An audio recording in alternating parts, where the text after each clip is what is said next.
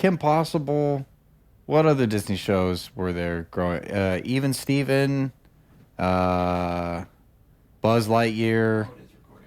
Yeah, no, it would be Kim Possible. I was going to say, because you asked me that question, yes, I did grow up with cable. I was on Disney Channel until like 9th grade. I actually was on that Disney Channel drip for a long time, you know.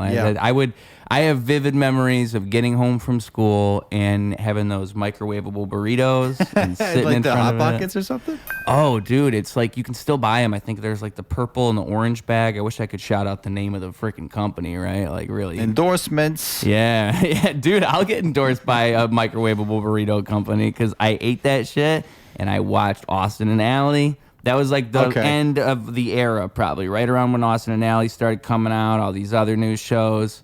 I was a little bit, you know, aging out.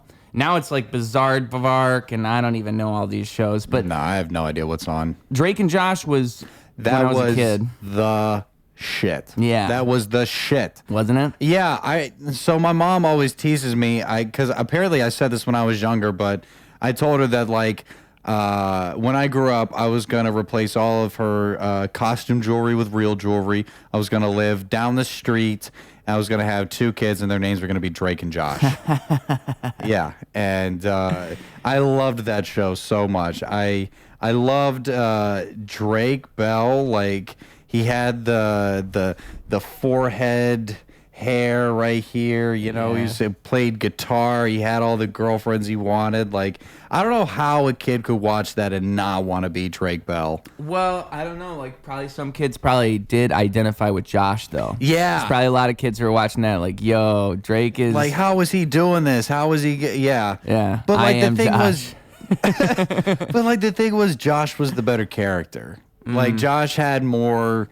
He had more to offer to the show, I think, than Drake. Drake was like a consistent... he was more some like consistent, and Josh was something more you could explore with. There were I mean, that's got to be like a classic duo with comedy, right? Where it's like you have one character who's kind of the goof and kind of the troublemaker and kind of the wacky one, and then the other one's the straight one. The other one plays it straight. Like you have to have one guy who plays it straight and the other one's wacky. Because if you're both wacky, it doesn't really work. Well, yeah, because Drake would say normal things like, "Are you calling me a liar?" And Josh would say crazy things like, "Well, I ain't calling you a truther." Well, I ain't calling you a truther. exactly.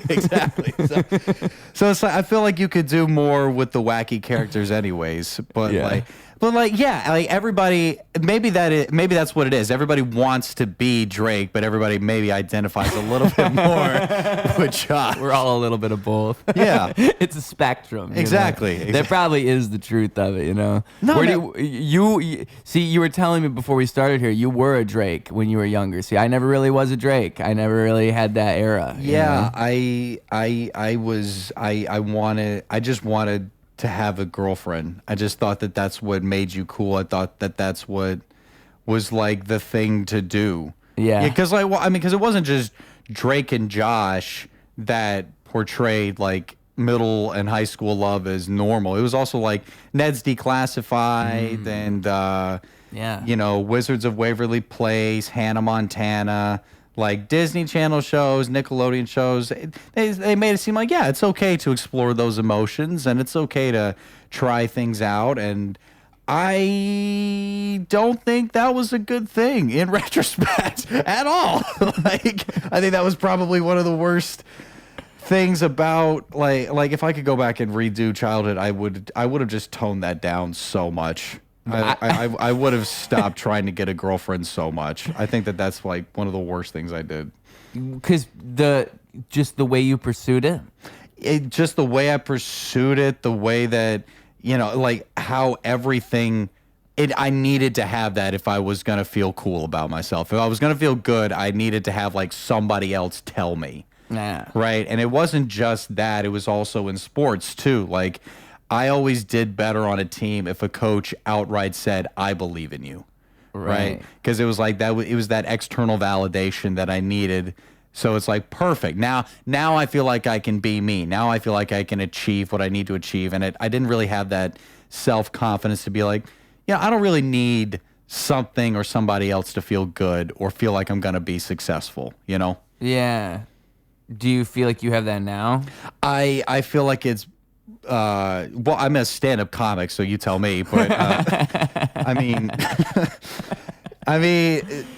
I feel like it's an interesting thing because I think going out there and performing all the time and doing that actually is a way of finding yourself. Yeah. Like it's you identify yourself in a way that other people just couldn't. You know, if you're on a stage all the time, you have to be something. People get to know you. I mean, even like doing a podcast like this, I do music. Like in a way, you have to know what you are, and you have to kind of mold that and shape that over time if you want your art to be good and you want it to get better and you want to see improvement. Like you kind of have to find an identity in that. And I think it's really good for you in that sense because it makes you less codependent. It makes you independent. It makes you think like, what can I do on my own? So everybody kind of has like their guy that they try to imitate when they start out. Did you have a guy like that? No, you know what? That's interesting because I feel like I naturally like there'll be things I do where people compare it to things, but I'm never thinking when I'm writing something ever like, oh, I want this to be like this. Okay. Ever. Like never once. Like with music, I'm referring to music. I mean, there's like when I look at it and I look at like the way that I said something, maybe I can see similarities, but never am I ever thinking like, oh, this is in the style of so and so. Okay. Like this is gonna sound like so and so. All right. But I've noticed that I'm sure that's super common in comedy.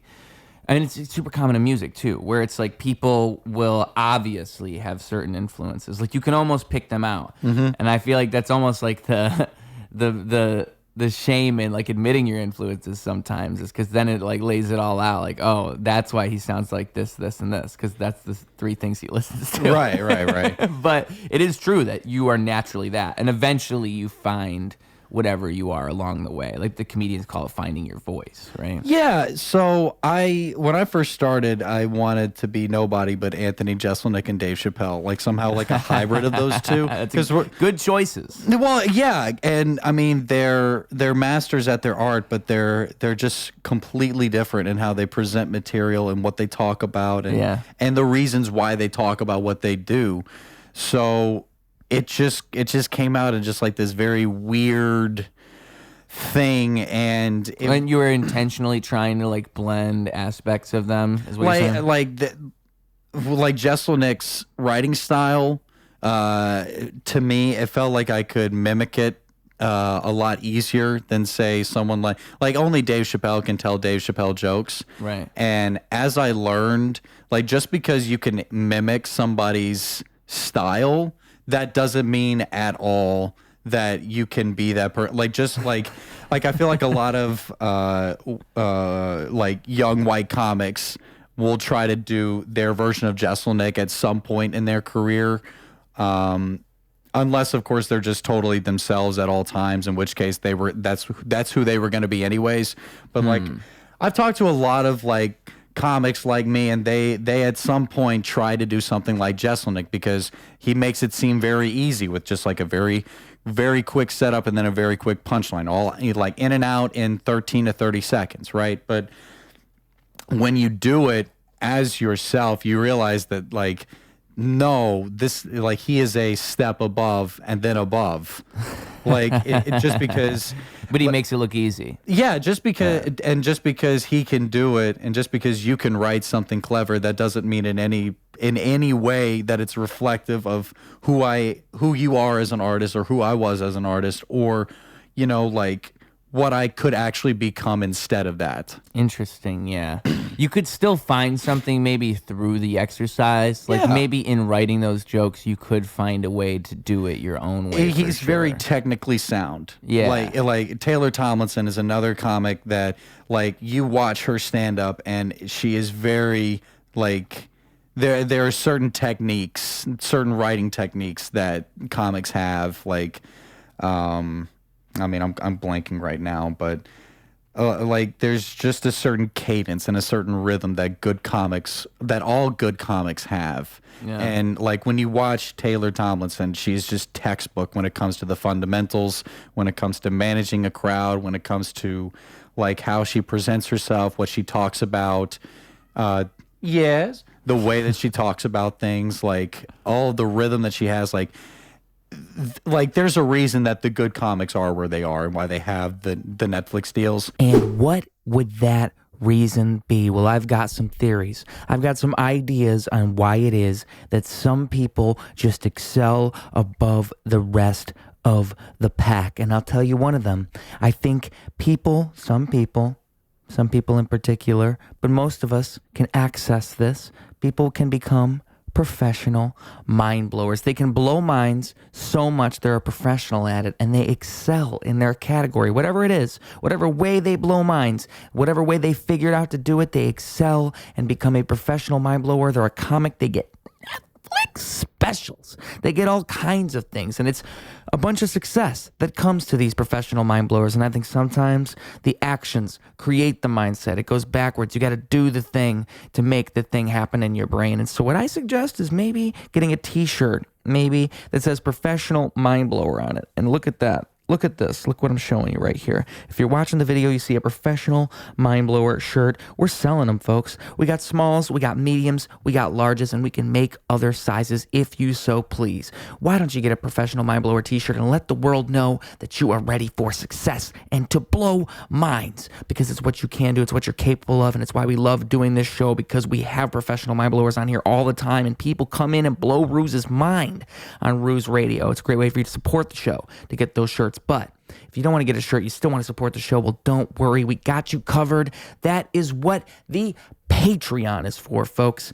$5 a month, the price of a coffee, the price of a beer at the bar, and you can support this show. You can let me know that our dreams are coming true on the Patreon. We have exclusive content you won't see anywhere else, conversations. We got exclusive Ruse songs. You get my songs early on there. You hear exclusive early demos of songs. I mean, all kinds of stuff, all kinds of offers coming at you live from the Ruse studio. How could you say no? How could you not want to support this show? We bring people in every 3 days now. All kinds of people, all kinds of talents, all kinds of unique, intricate individuals with stories to tell. And I want to keep doing that, so please help me to do so.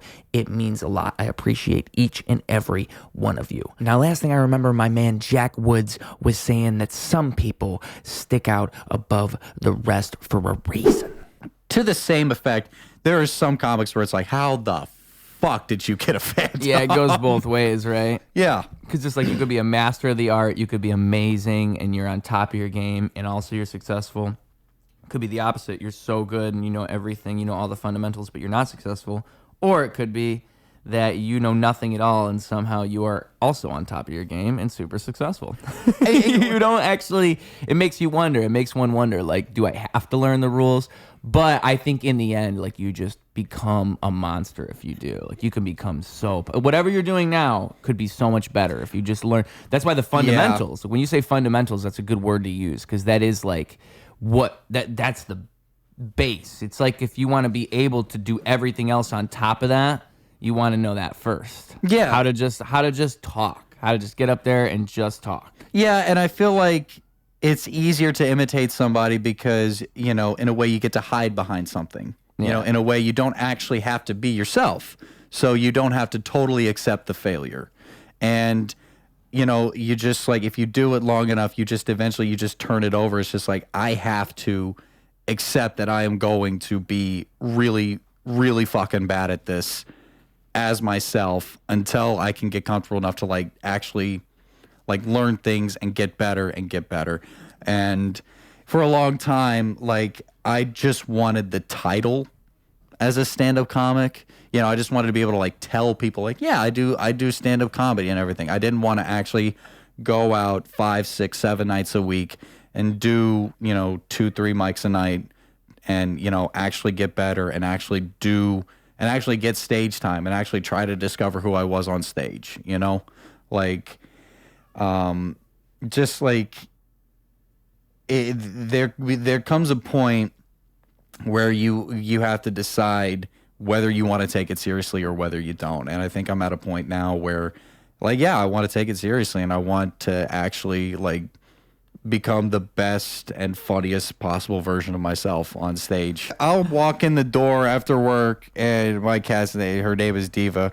She'll like trot around the corner, Diva, and then you'll see like the little tail pop up, and it's just the cutest thing. Oh yeah, I mean, I love her. She's a good cat. Yeah, that's the problem is I love her, so I don't even want to. I can't get mad, but it's like Margot, because like she's completely fixed, but sometimes I'll leave and she'll like make like some heated cat meow. She'll be like, Damn, dude, that's good. "Thank you." My cat sounds. Yeah. Check this out. Yo. Yeah, dude. Yeah. Have you ever thought about doing like sound effects or something? Yeah, you probably should, right? That's damn good. That's actually what made me probably like realize I could do anything with my voice at all. Is because I could always do the cat sounds and animals. Like is a goat. Yeah, it's a goat, bro. That's a hidden talent. That's crazy. Yeah, just bust that one out at a party or something. Whip that out on the people. That's a great pickup line. Like, hey, you ever heard of a cat? Yeah. It's like, yo, that's good. And this shit works on Can cats. you do a goat too? Yeah. Yes, I can. I mean, I can kind of do a cow. I feel like that's what a cow would be. That's not bad. I'm not sure though, right? I think the goat and the cat are slightly better. Yeah, a dog. I mean, I just don't want to bark right now, but that's I can do a very dog. smart. That's going to aggravate. That's going to aggravate the whole neighborhood. Get everybody going. Yeah, but yes. So the animal noises are definitely a talent of mine. Yeah, but I discovered those a long time ago, and I think like truly. What's so nice about it is when you do a cat sound, you're using a specific sound, like a specific part of your voice. Like as I'm talking here, I'm kind of there. But like say if I'm making music, if I'm rapping, like the cat sound is up here, right? Mm-hmm. So if I'm like rapping, I also kind of bring it up there a little bit. So like I'm lifting my voice up a little bit. So like say I'm going to say something, I'm lifting my voice up like this. It's like the projection of the animal noise actually did train me a lesson is what I'm saying. Like there's something about using your voice in such a way. So have you had voice training or is it all self? No, it's all me. Yeah. That's cool. Yeah. That's real. That's cool when you have like a skill that you taught yourself unintentionally. The training would probably help though. Yeah, like I feel like I've like trained myself how to like swing a lightsaber like Anakin and Obi-Wan, like the behind the back move and everything. Like I feel like I've trained myself to do that really well. Yeah, like, I feel like in another life I would have been on like a baton team or some shit. Because like it's just something that I did over and over and over again until I did it. Like you just did it over and over until you like got the cat noise right. Yeah, yeah, that's what it. Yeah. I'm gonna let her in. Come on in, Margot. Hello. Sends the wrong message to her. Hello. Cat. Just relax. Hi. Margot, just relax. Come up here. Come up here. But yeah, man, I'm proud of you for learning those lightsaber moves by yourself. Like that's cool. Dude. Did you learn them too? Because I've been looking for a guy for like the last 14 years. I can flip boxes. That's about as much as I can do. I can flip a box. Like I could flip some things. Yeah, I can flip a water bottle. I mean, I don't know about flipping a lightsaber. 14 years? Yeah, that's a skill I've had for 14 years. And you're like the only one? No, I've seen videos on like Instagram and YouTube of like fans reenacting like famous lightsaber fight sequences. What was that viral video? It was way long ago now, like 2008 or something. But it was the fat kid with the lightsaber. He's doing the tricks. I know what you're talking about. I have it in my head. I don't know what the name of the video is, but yeah, I know what you're talking about. Me and that kid would get along great because we can both do the same thing with a lightsaber. Exactly. You guys would have a great time. You'd be like, "Can you do this?" You know, you need to talk to. You need to talk to those baton flippers. Those people who flip the batons. That's what I was saying. It's basically the same thing. I would really hate to reduce that act down to lightsaber flipping. Basic kind of sieve. It'd be a good thing to do it like a ceremony, right? Like instead of a bunch of guns flipping, it's a bunch of people flipping lightsabers. I would love to see lightsabers instead of a gun, like the army shit. Like, no, I want to see. That would be so good at a Star Wars ceremony. That would make perfect sense. You just have like a salute. Maybe if somebody died, like that'd be the perfect time to do it. I don't understand why we haven't replaced guns with lightsabers. At this point, you'd think like we have the technology. We talk about like gun control this, gun control that. You're not going to take my guns, blah, blah, blah, blah, fucking blah. Give everybody a lightsaber. Yeah. Watch how much you want to use a gun. Watch how much you want to use a gun when you have a fucking lightsaber in your hand. If they were like publicly available and everybody could have one. And the really stupid ones are going to cut their hands off anyways. So we're solving a lot of problems if we just give people lightsabers. And I know where's the cat? I know the fucking government has them. I know they have them, and I know you're not giving them to us. And that's what's wrong with this country. Among other things, but among a lot of other things. Just think about the natural selection of the lightsabers. The fact that you'd get rid of your weakest links. Immediately. As a government, that's actually a plus. Immediately. That would actually be good for you guys. And also, they do have them. There's some like black budget where they've been doing lightsabers since like the 80s for sure. There's no way. Yeah. If you were the government, you'd be on that shit as soon as you saw the movie. Like, remember, do you remember Spy Kids when they had like the lightsaber spoons? Yeah, I do, yeah. Yeah. Like, there's, like, at the very least, they have lightsaber spoons in the Pentagon. There's no way that they don't. There's no way they don't. There's no way that, and if they didn't, they'd be slacking. Because, like, it can't even be that hard. I remember, if I'm remembering correctly, there was some demonstration where they had a real life lightsaber within the last couple of years. Do you know what I'm talking about? I think I do. They went on stage and they like busted it out. It was, and the whole thing is they were selling them. I want to say they were selling them. But there's some catch. Like, of course there's a catch. It's not just like a lightsaber. Okay. I think what it was like the way that they displayed it on stage, it was kind of staged, you know? Like, they could only show you a certain way. Like, it's a delicate thing. You can't just whip it out and swing it around. Like, you have to just hold it up and show them. I think it was Disney that did this. I think they were doing, like a promotional thing Disney did. It has to be, right? Because who the fuck else would do it? But so they did that, and then what else was it? Something about like how much they were selling them for. The point being, I don't think it's a normal lightsaber. Like, when you think lightsaber, you think I'm going to be able to slice through things. This is going to be a weapon, right? Like, I'm going to have this is like a sword of light that cuts things up. Correct. That's what a lightsaber is. And I can push a button and it goes and pops out. I think it was you know what? I think another thing it was like those toy ones they had before where it's tubes. It's not actually a light. It's a tube. I had so many of those. Which that doesn't count. Like, if it's a lightsaber, it has to be light. It can't be tubes. Right. It can't be the toy. Yeah. But at Disney World, I was able to go to Disney World last year. I went sick. I mean, straight to the Star Wars section. I mean, just straight to this, and then to Toy Story. Like, those are the two main stops, right, at Disney World for me. So, went to the Star Wars section, and they have a cantina there where they sell like replicas of real lightsabers. So, like, who's your guy? Like, who's the guy that you think has the coolest lightsaber? Oh, it'd have to be Snakes on This Fucking Plane. Samuel Jackson's. They have it. Yeah. They have it. And the thing is, they have the blade. So, like, it's a general blade that fits all of the sabers, but with the way that it, like, you stick it in, it, like, immediately goes to the color of the guy. What? Of the character. So, like, there's, with Ahsoka Tano, they have the green ones for when she was, like, seasons 1 through 6 in the Clone Wars, and then season 7, when she gets the blue ones, it turns blue and green. Like, the Disney Lightsabers can do this.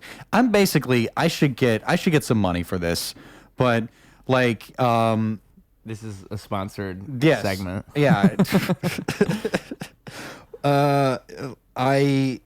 My favorite character in Star Wars right now is Cal Kestis. Why is that? Dude, he is just everything that he is definitely a Gen Z Jedi. Like, you know what I mean? Like, he is like, it's just like, yeah, I don't fucking care about the code or whatever. I'm trying to make money. I'm trying to survive, and I'm trying to also do the right thing. Yeah. You know, I'm trying to do the right thing and not fuck anybody over. Yeah. You know, and he's committed to the cause, and Gingers get a bad rap, all right? And he's a good guy. You need good representatives is what you need. Yeah. Guys like he's this. flipping stereotypes. So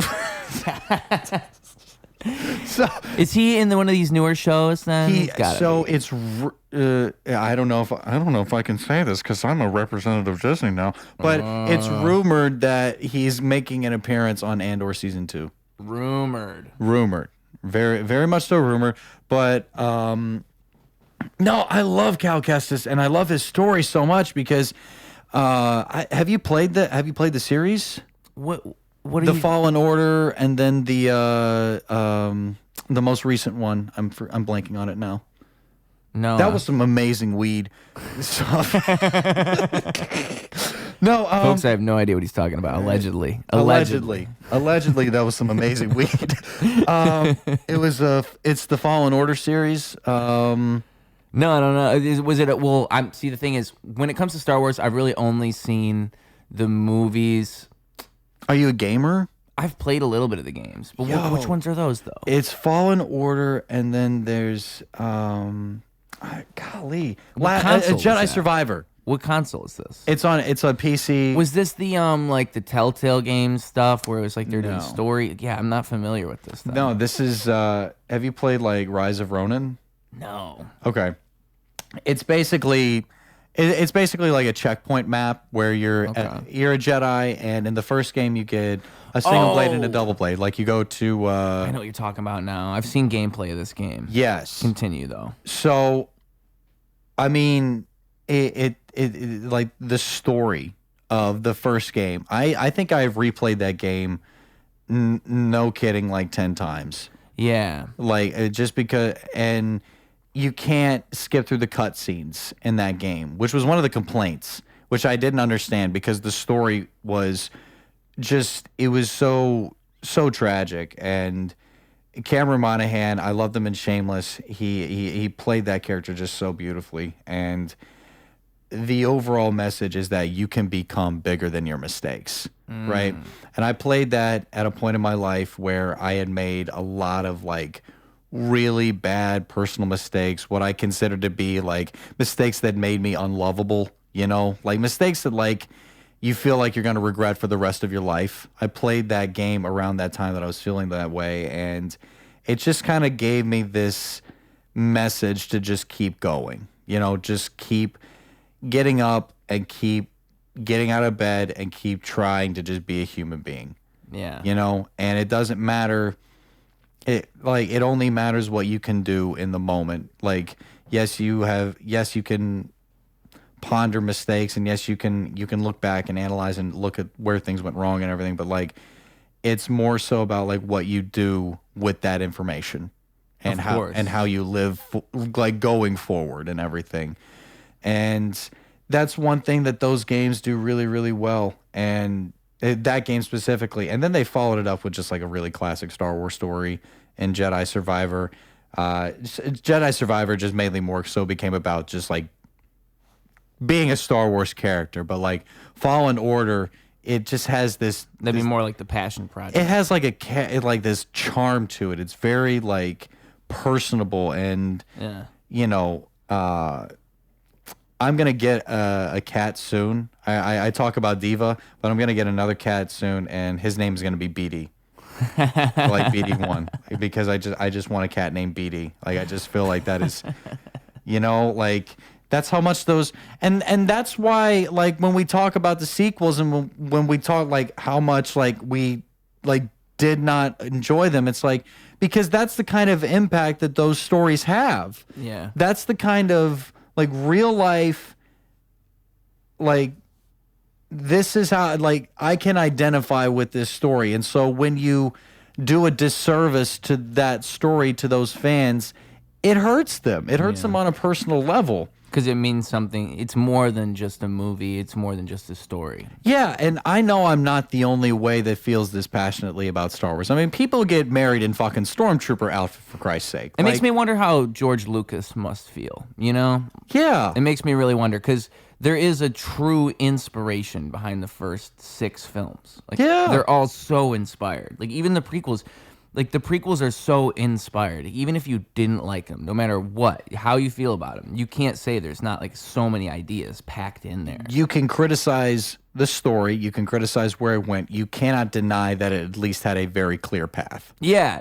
direction. Like there was intent behind it. Correct. And that's what's so crazy about like when you look at the newer films, that the intent is all over the place. And like I just can't even imagine how someone like George Lucas would feel with that laser focus he had with those 6 movies. And just it was all purely his vision in that time. It was all him.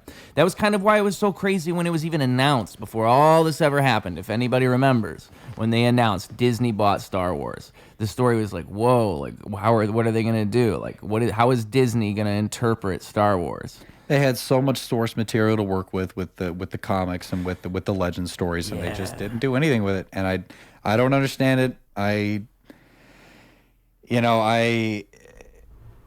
Well, what I really hate about it is that I love J.J. Abrams and Rian Johnson as directors, and I really love John Boyega as an actor, and Daisy Ridley as an actor, and who's Poe so Dameron? much Oscar talent. Isaac. I love Oscar Isaac too. Yeah. Like I love the cast. I love everything around these movies, and I love Star Wars, and I love like everything about it was supposed to work, and it fell on its face, and I hated it because I'll once again say it goes The Last Jedi is the worst because I felt like Rian Johnson just wanted to take a big fat giant shit on everything, and I don't understand why he said I understand calling out 40-year-old men in wife beaters with Cheeto stains on their fucking chest complaining about Star Wars. I understand calling out that fan base. Yeah. You know, like the guys that are definitely supporting Rittenhouse at the trial. You know what I mean? Yeah, like yeah. those guys, I get calling out them. I don't understand calling the entire fan base babies. Like, what the fuck was he thinking? I just think like they're just into not like, dude. They don't know. Like before we started. I love Knives Out, by the way. I love Knives Out. We were talking about Chris Evans. Great movie. Yeah. Knives Out 2 is great too. Yep, I love they're all both the good. Mission Impossible movies with J.J. Abrams. It was supposed to work. I think. See, okay. So one thing I think happens here is it has to be such a strange level of studio interference that we just can't even comprehend. Like there's got to be so much studio interference with something like this because you can only imagine like they're probably working around so many constraints. We're saying, oh, we can only get so and so for so many days. Oh, we only can talk about this so much. Hey, remember that thing you wrote for 20 pages of the script? We actually can't do that because so and so just called us and told us we can't do that. It's probably a bunch of stuff that we couldn't even imagine. And again, comparing that to the way the original films were made, those were just passion projects from George Lucas that just happened to get funded. Like they just let him keep making more, so he just kept being able to make more. Mm-hmm. It's kind of unbelievable. There's 6 of them. Yeah. So, I mean, just thinking about that, like the way those movies were written were completely different. It was all just coming from George Lucas and then kind of getting turned into a film. Whereas this is like Disney and these Disney executives and whoever is funding this film, like saying, let's make the movie we already made. Let's make the original Star Wars movies again. But how can we change it up? And what are we allowed to get away with? And then you have another director come in with a completely different vision and change it the whole way. Like they try to change it. And then you have the other director come back for the last one and just undo everything the second director did. Because again, it's all disconjointed. It's all not connected like it would have been. I forget the 2-hour-long video essay I watched about the sequels. Oh yeah, there's so many video many, essays though. There's I've so many watched video essays. So many of those. I forget which one said it, but like, yeah, you're trying to recapture the magic of the original trilogy.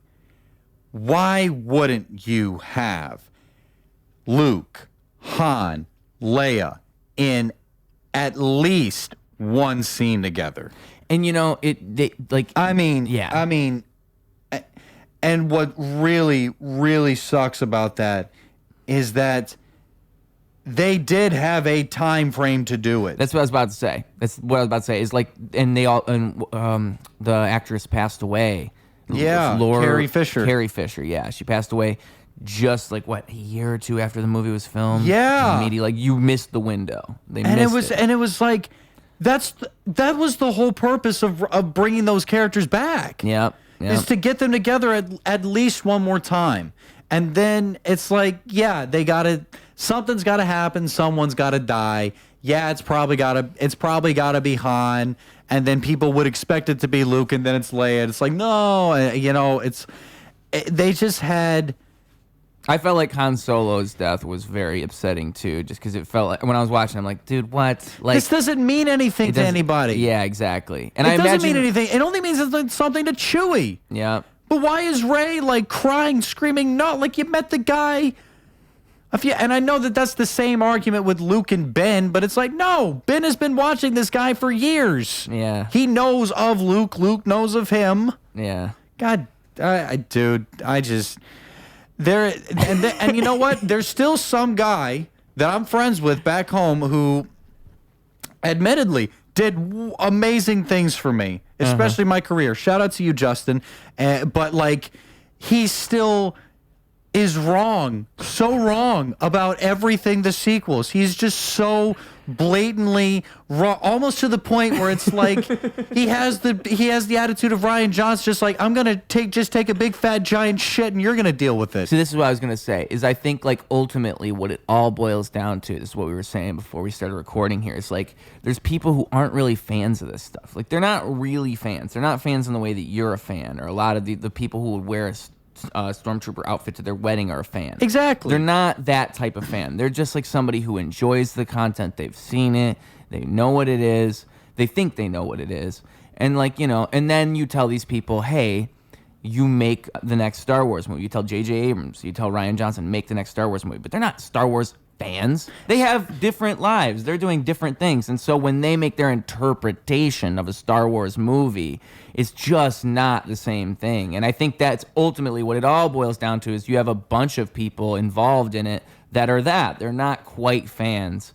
And then you have the fans online making these video essays being like, no, this is how you could have made it better. This is how it could have been good. And it's just such a sad story, because all you got to do is just hire some of those real fans. Just literally hire them as consultants. Just say, hey, does this make sense? And they'll tell you, oh, no, because like they'll tell you the lore. Like they'll they know it better than the executives. They probably know it better than Dave Filoni. Yeah, exactly. So, dude, I've always. And there's still potential. You could still turn Star Wars around. There's still potential there. I don't think people need to turn Star Wars around. I think that people will always watch it. Exactly. People will watch it at least once to confirm that they were gonna hate it. But that's what I was gonna say too. Is that's the other part of the problem. Is like with your friends. Star Wars people want to hate Star Wars. I will say that they want to hate it or they want to love it, and they already decided before they even watched it. That's the problem. Yep, it's like it's become an idea in their head. Like, what is Star Wars? And now when they watch it, they're either gonna like it because they already love Star Wars stuff. They know the movies. They like it, and that's what the people making this stuff are banking on. That's why it's so successful. Like that's why they get away with having not the best quality. Like when I watched The Acolyte, I did not understand the complaints. I really didn't. Yeah. I didn't. When did that one come out? That came out, I think, 2 years ago. Okay. And it followed the story of the twins. Yeah. Okay. And I thought it was a very interesting take, because the Jedi are seen as these do-gooders, and I think the line was those good intentions one day are going to get you killed, right? I think that was very interesting. I thought that I'm saying all of this preemptively, right? I'm saying I enjoyed it. I didn't know what people were talking about. And then, it followed like a very prequel-esque style. You meet all these characters and they die off, and then what's going to happen now? And then Osha turns to the dark side at the very end, and there's a reference to Darth Plagueis and blah, blah, blah. And I'm like, okay, so this was good, right? And then I go back and I watch some of the interviews from the actors and some of the directors, and they were saying things like, in Star Wars, there's no such thing as good and evil. It's all about perspective. in Star Wars, there's no such thing as morality. You know, like it's all about the moment. It's all about like what you do in the interpretation. And I just thought that is so unbelievably and blatantly wrong about what George Lucas said about Star Wars. I mean, that is literally the fucking opera scene in Revenge of the Sith. When Palpatine says, good is a matter of a point of view, Anakin, that is the Dark Lord of the Sith. You're right. Like the entire thing manipulating is, when Anakin. It's like the good side and the dark side. Like it's literally that. There's no like, gray morality there. How did that show end up in the hands of that person? Yeah. It made me legitimately upset, and I go back and I rewatch The Acolyte now, and it's like, fuck, if they had the right idea about what Star Wars was, this would have been amazing. Yeah. And it's like, now I kind of get why it got so much hate, because the intentions weren't there. And isn't that like ultimately what it ends up being? Like, how did the Obi-Wan show end up going? The Kenobi show. I thought it was okay. I thought some aspects of it were goofy. I thought the whole point of it was to get one more fight with Vader and Obi-Wan, and we got that. Which is exactly, yeah. I mean, it's like the Batman Superman thing we were talking about. Fans wanted to see that fight, and they got 10 minutes of it, right? Yeah. It is exactly like Batman. Like we waited 6 episodes and got 10 minutes of a fight, and I feel like that's what we wanted anyways. You know, people wanted it to be a movie. I think there was like a cut on YouTube where they like took they made it a movie? They made it like a 2.5-hour movie, and it apparently worked. I never saw it, but like I would watch that. Yeah, it's on YouTube. I don't know who it is. Dude, I'm giving so many people flowers this episode. Like, all these random YouTubers. But, you know, like I thought it was okay. You know, Andor is the best Star Wars media. I hate it because my sister always says this, and she's absolutely correct when she says this. She says, when Star Wars is good, it's really good. But when Star Wars is okay, you know, it's okay.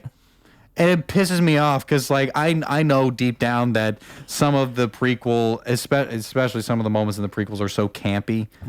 I was trying to think of it earlier when we were talking about it. What's the thing with the sand? What does he say? The grains of sand? And it's like when he's talking I don't like sand. It's coarse, it's rough, it's irritating, and it gets everywhere. Not like here. Everything is soft and smooth. And then he touches her back. Yeah. Yeah, dude, I memorized Anakin's game so much, you know. Well, it's so funny because George Lucas wrote the entire script, and like I've heard, I can't remember who it was that said it, but somebody was talking about his writing, and they were like, it's kind of like if somebody like, I think it was when it was George Hamill. Mark Hamill, getting his name wrong. Mixing George Lucas with Mark Hamill. When Mark Hamill was talking about his writing, he was saying like he was reading the script, like he was reading the lines, and George Lucas was telling him to read them naturally. And Mark was like, no one would, like, no human talks like this. Yeah. Yeah. What if everybody said exactly how they were feeling all the time, everywhere? That's what it is. And I don't know. You can write a book like that. That's what's interesting. You could write a book that way and get away with it. It's a movie. I feel like there's a charm to that. I feel like there's a certain purity. There's a certain there's a wholeness to it. Absolutely. And it gives the films their own kind of tone. Not a lot can get lost in translation. And I think that that's really why people attach themselves to these movies, especially myself, because of the messages, because how blatant it is. You need to do the right thing. No, it's not going to be rewarding most of the time, but it's still necessary. Why? Because it's the right thing to do. That would be the ultimate message of Star Wars, like with the Force, and you have the Force, and even if you're like you never succumb to the dark side, you have the capacity to kill people. You have the capacity, like the very concept of a Jedi. You have the concept of just like I can choke you right now. Yeah, but in no situation would that be the right thing to do. In no situation would that be the right thing to do. And the people that do that are considered evil. In the universe. It's just generally accepted. You go around choking people, you're evil. You're a dark lord. Yeah. And that's why Palpatine is such an interesting character, because he presents as this good guy, and he's technically on the good side, but he's a corrupt individual. And I think that he's just like the perfect embodiment of what American politics is, especially of what like the concept of neoliberalism, the idea of I need to have all of these resources at my disposal to do the right thing. Yeah. But it's not necessarily the right thing, and you don't get to that level of power without being somewhat nefarious. And you don't get to that level of power without having some skeletons in your closet. Yeah. Everyone's got skeletons, but like if you are in government, I don't know. Well, you have to play the game. That's what's so crazy. That's a great parallel. That's a great way to put it. You have to play the game. Well, it's the only way. It's like, I've thought about that. Like, how would you be the good politician? How would you be like the one that actually changes everything? You go out there and you're thinking differently. You're thinking unity. You really want to bring people together. It's all you want. The core of your soul is that. I just want the best for everyone, okay? Because that would be the ideal thing in my mind. It's like you just need someone who truly like wants to put all that other stuff aside and just work for the best of everyone, however that can be done.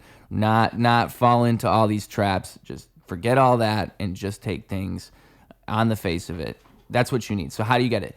Well, you'd have to play the game, and so you'd have to like lower yourself down to those standards, and then like there's no way you would end up in that position without doing that. Like, it's just impossible based on the schematics of the operation. You have to go in there. You have to like maybe take a bribe or two. You have to say, you have to be nice to people you don't agree with. At the very least, you have to compromise a little bit of yourself. Absolutely. And so then the question becomes like, how much of that is permissible? Like, how much of that can you allow before you actually aren't yourself anymore? You know, at what point do you just become the politician? Yeah, at some point you just become bought and sold. And that's the thing, is like you can see it happen. There's people who will come into government even, and they'll be hopeful, and you'll look at them and you'll be like, wow, maybe they're the one. And then it always turns around. It's always like, oh no, they are just doing the thing that I thought they wouldn't do. Every single one. I have yet to have a politician that comes around where I'm like, wow, like a real...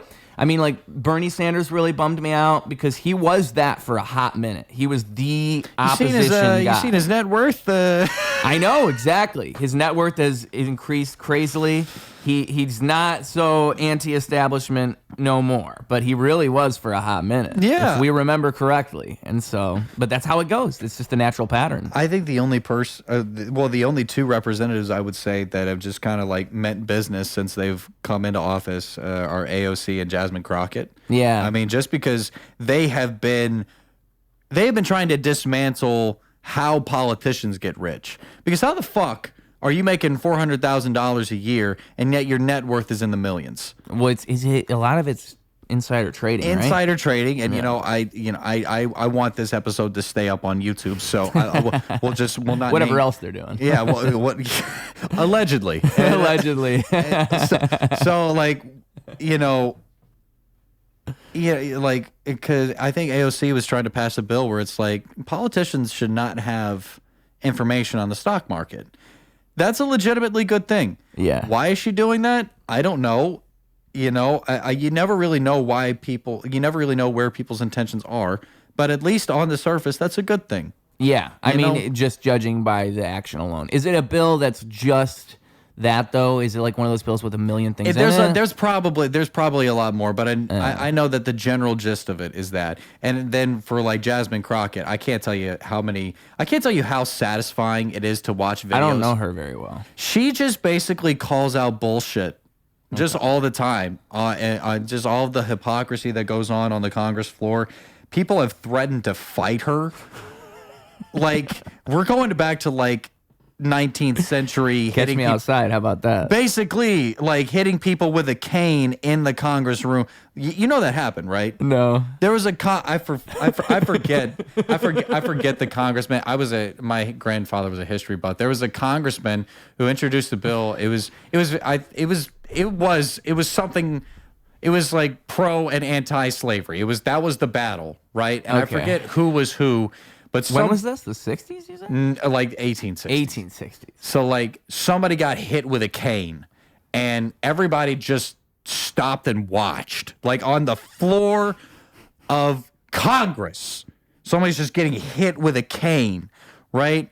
And half of the country called for this congressman's death, and then half of the country basically sent him souvenirs. One of them had engraved on a cane, "Hit him again." Like that's like that's the kind of hostility that Jasmine Crockett is talking down. Yeah. Just every single day in Congress. Like she's just such a badass going up against. She was the one that called Marjorie Taylor Greene the butch body. Oh, okay. I mean that was one of the craziest insults I've ever heard in my life. Yo, as a rapper, that shit is fire. I mean, like that is like you a butch body. like Kendrick Lamar was taking notes. I'm taking notes right with now. butch body. That was one of the craziest things. And like because I don't know how you feel. I know how everybody feels. Hilarious. I'm really not trying to get political or anything like that, but objectively, there are just some politicians that talk so much that you want to punch them in the face. Yeah. And I feel like with Marjorie Taylor Greene, she's one of them. And I feel like that's as close as you're going to get to punching a congresswoman in the face is saying that she has a butch body. Like that is one of the funniest fucking insults I've ever heard in my life. Yo, how about they just start doing like roast battles in Congress? Oh, that would be dude. amazing. That would be so fire. That would be, dude. and the thing is, like, I don't really think Republicans are good at that kind of humor. They can make. Well, you gotta get the right ones. They're too real. Yeah, they're too. You're right. You know what's so funny is you're right. They would just be so. They're just too over the head with it. I wonder how that would go. Yeah, because they would be like they would take it too serious and their jokes wouldn't land. Whereas like the people on the left would play a little bit more like to just have fun with it. The people on the left they would think they're like me, and you wouldn't get this joke, and then Republicans would be like, well, your mother sucks. And it's like, wait a minute, wait a second, what's going on? It would actually go like on both sides of the spectrum. It would be an interesting social experiment though, because I think we're like, what's so funny is when I think about that, we could just do that tomorrow and no one would bat an eye. Like that would actually be like, wow, they should have done this sooner. Like we're actually at that point. Because I was talking to, I think it was when I had Frank Vega on this podcast. We were talking about the show Celebrity Deathmatch. And I was like, dude, you could bring that show back now, live action. Like just have celebrities fight each other. Oh, that would be awesome. That would be, you don't even have to do it as an animated show anymore. Just do it for real. And it would, it's like, you say it as a joke, but you could actually do it and it would make sense. You'd be like, oh, well, they're already fighting in the UFC. They're Do you boxing. know how many people would tune in to Kendrick and Drake? Do you know how many people?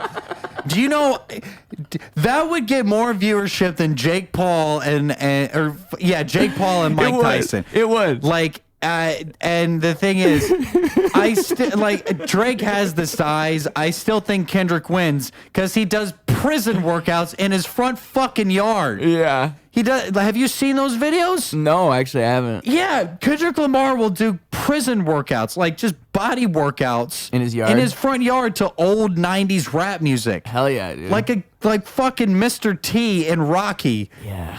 I mean, dude, celebrity fights.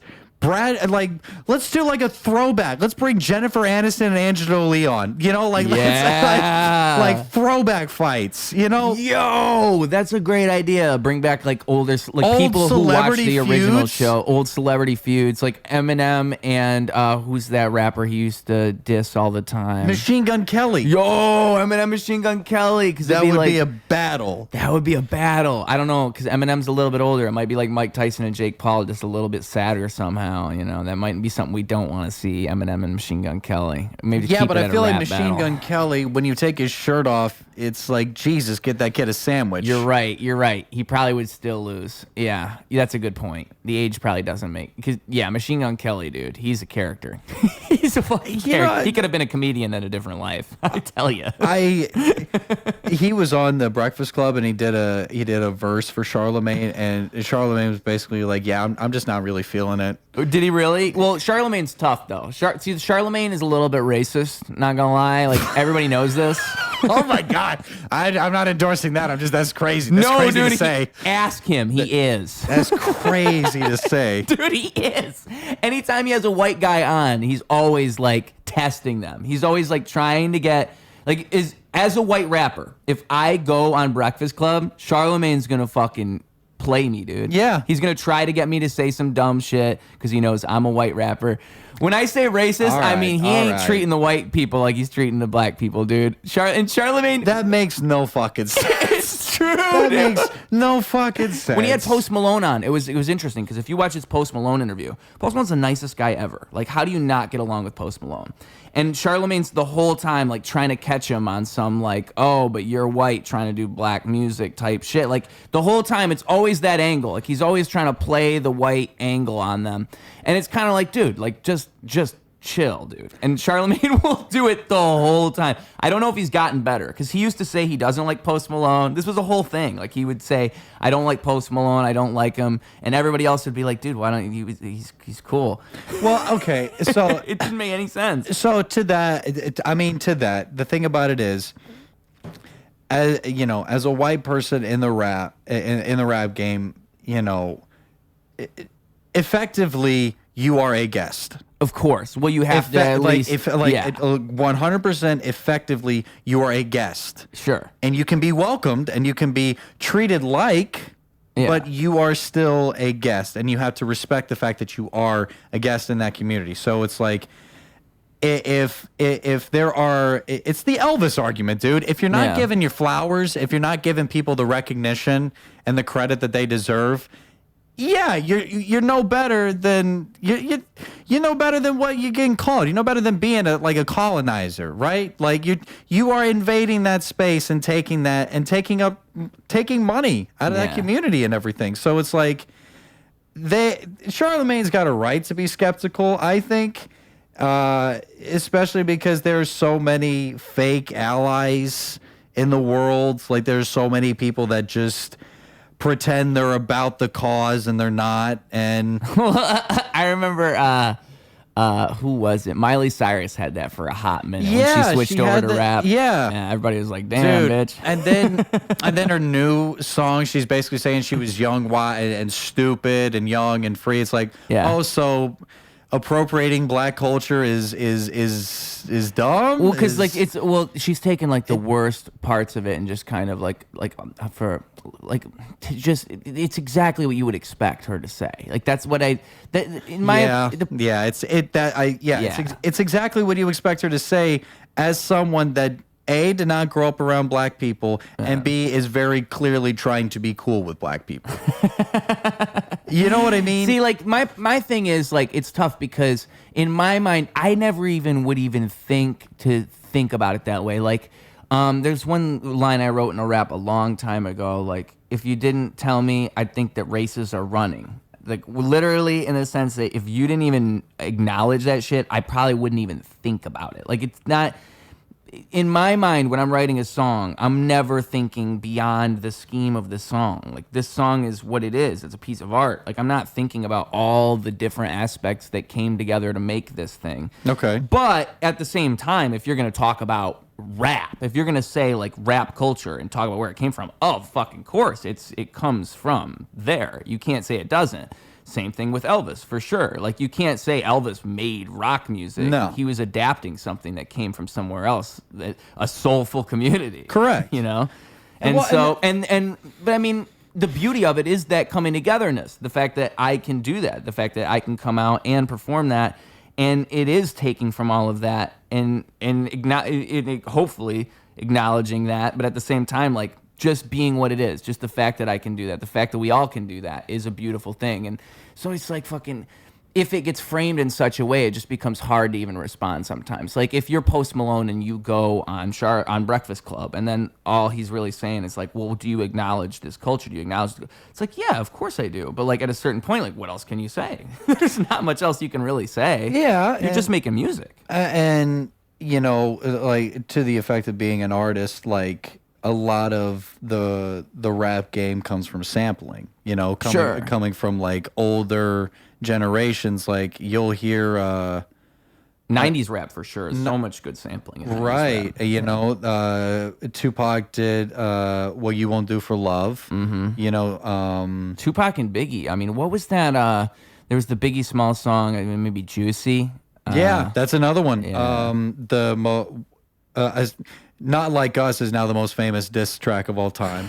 But like before that, it was No Vaseline by Ice Cube. Yep. And that was riffed off of Daz, which was the song was literally, it was called Disco Jazz. But it was Daz, right? Like, so, you know, so much. I was going to say Eminem's Stand, too. That's another one everybody knows. Yeah. Yeah. So it's like, you know, there is a connectedness in rap that I think is unlike in any other genre of music. Oh, that's a good point. Yeah. So there it's- is like a certain like camaraderie in rap. Like Yeah, everything like it's kind of a- comes from somewhere else in a strange way. Yeah. Right. Even the personalities. Like Right, a so, lot like, of the when it's- raps, Yeah, the yeah. rappers, like, personas all were like adapted. Like even Kendrick, you can see Lil Wayne and Kendrick. Like there's so much that came down from the rap gods over time. And then you can hear in some of his music, he's giving flowers to Tupac with some of Especially on his recent album. Yeah. You know, what's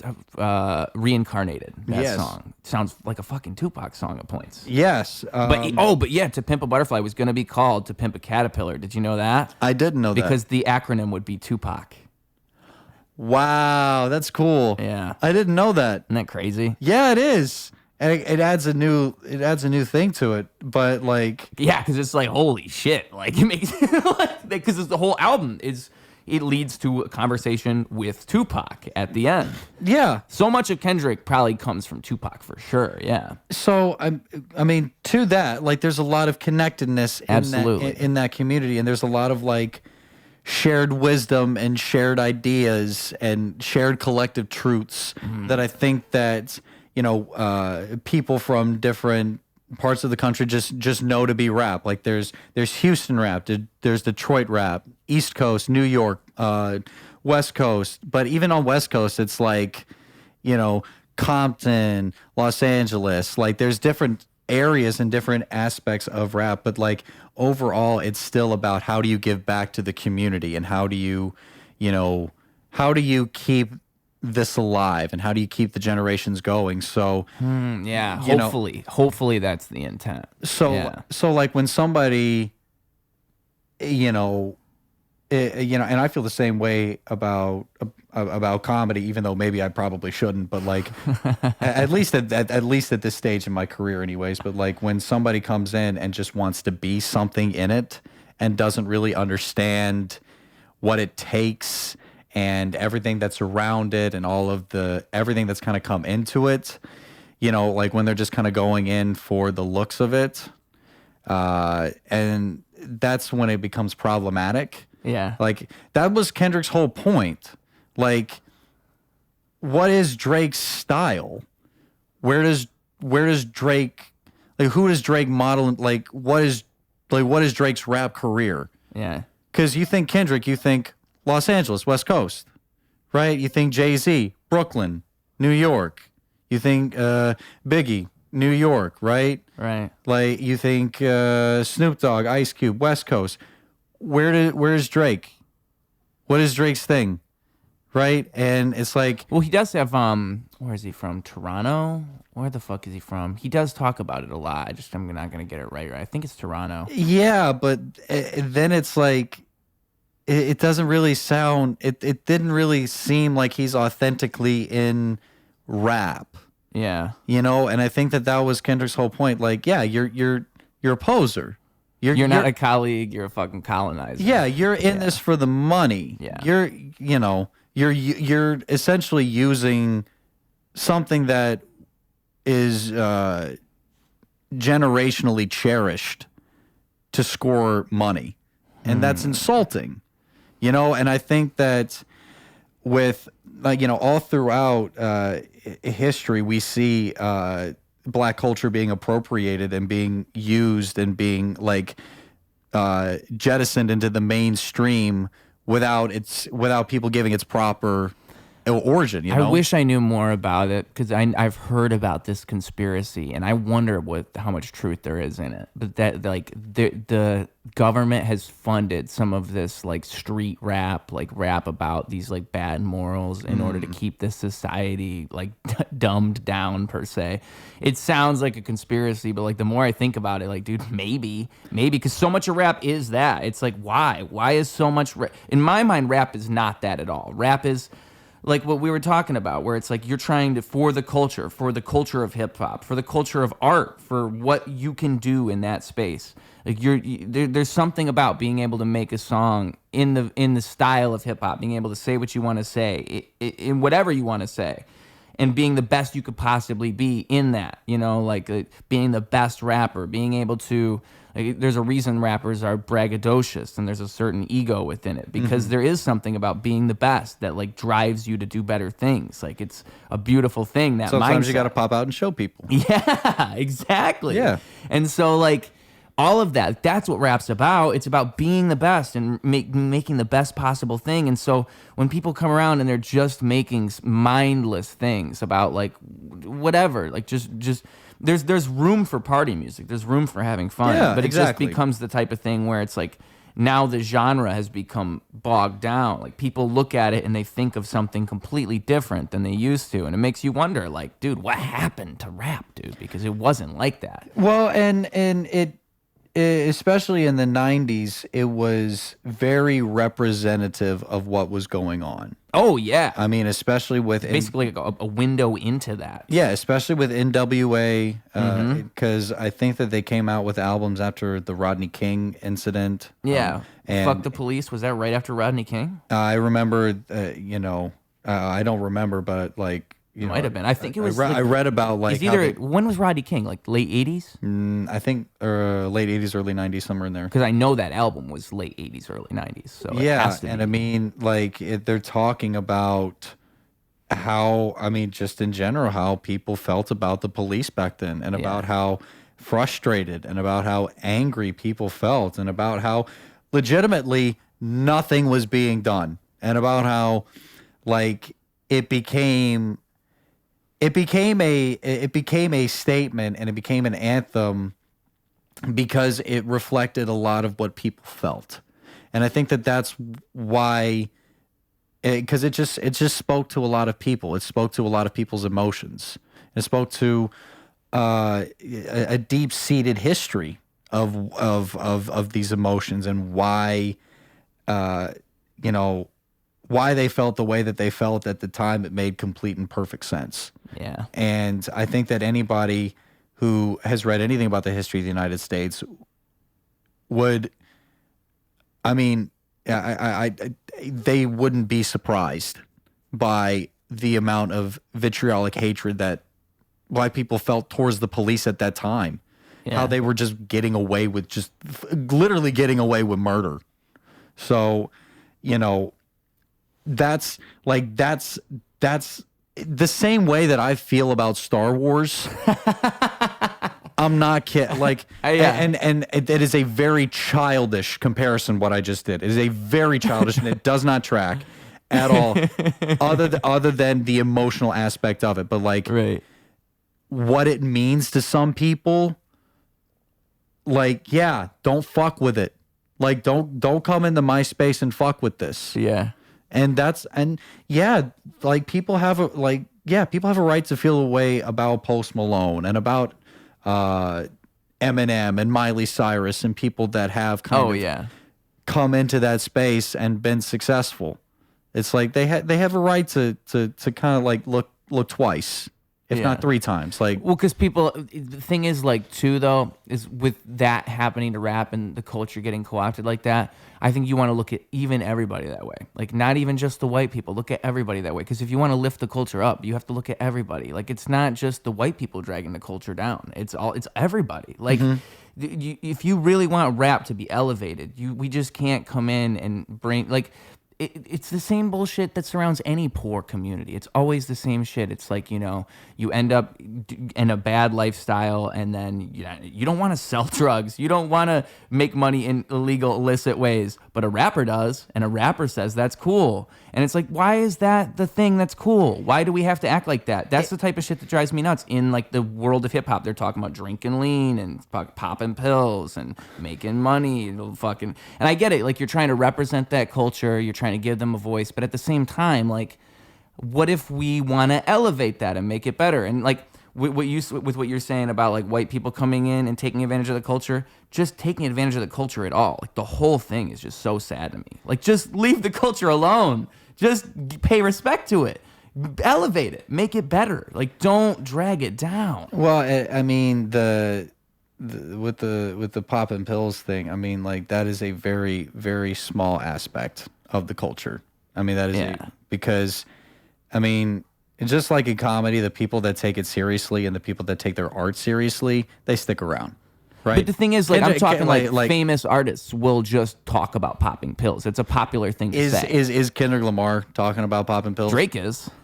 That's why he's where he is. Yes, but he's popular. My point just being that it is fashionable to do so. I don't think it's the right thing to do.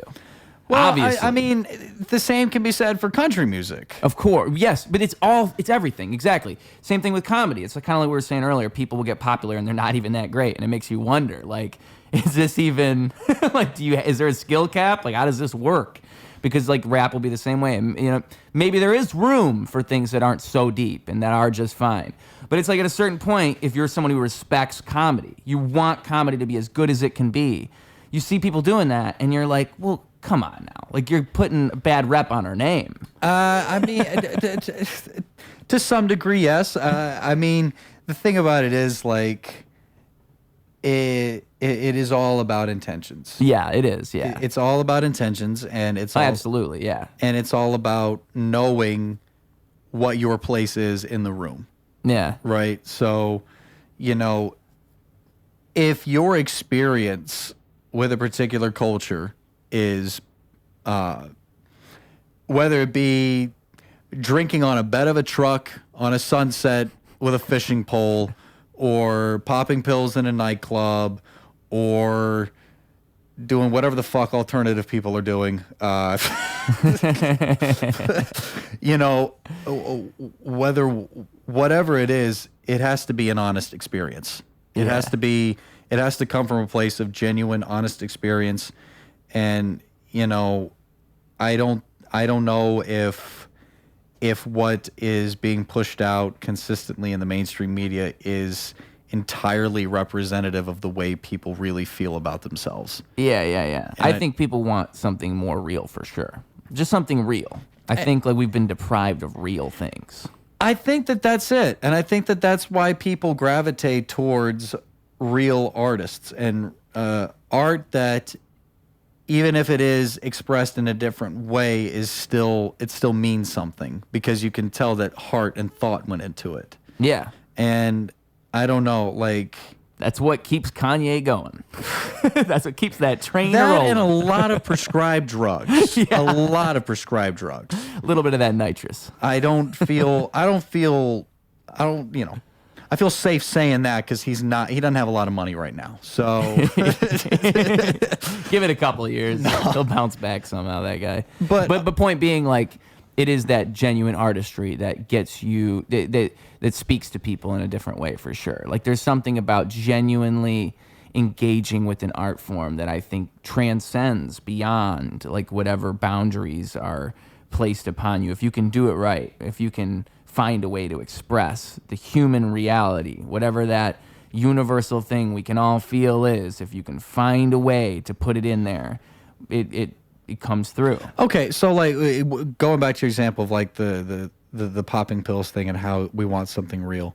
like Kendrick does talk about partying Yes. in his songs, but he talks about how he doesn't enjoy the experience most of the time. Yeah, he's a great example of somebody who talks about those things in a way that, like, I think is the exact way you should talk about them. Like, it's always thoughtful. There's always intent. Can you tell me exactly how Drake feels about partying?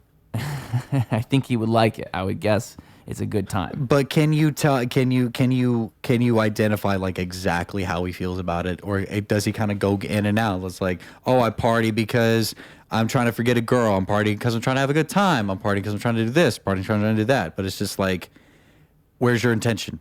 Yeah.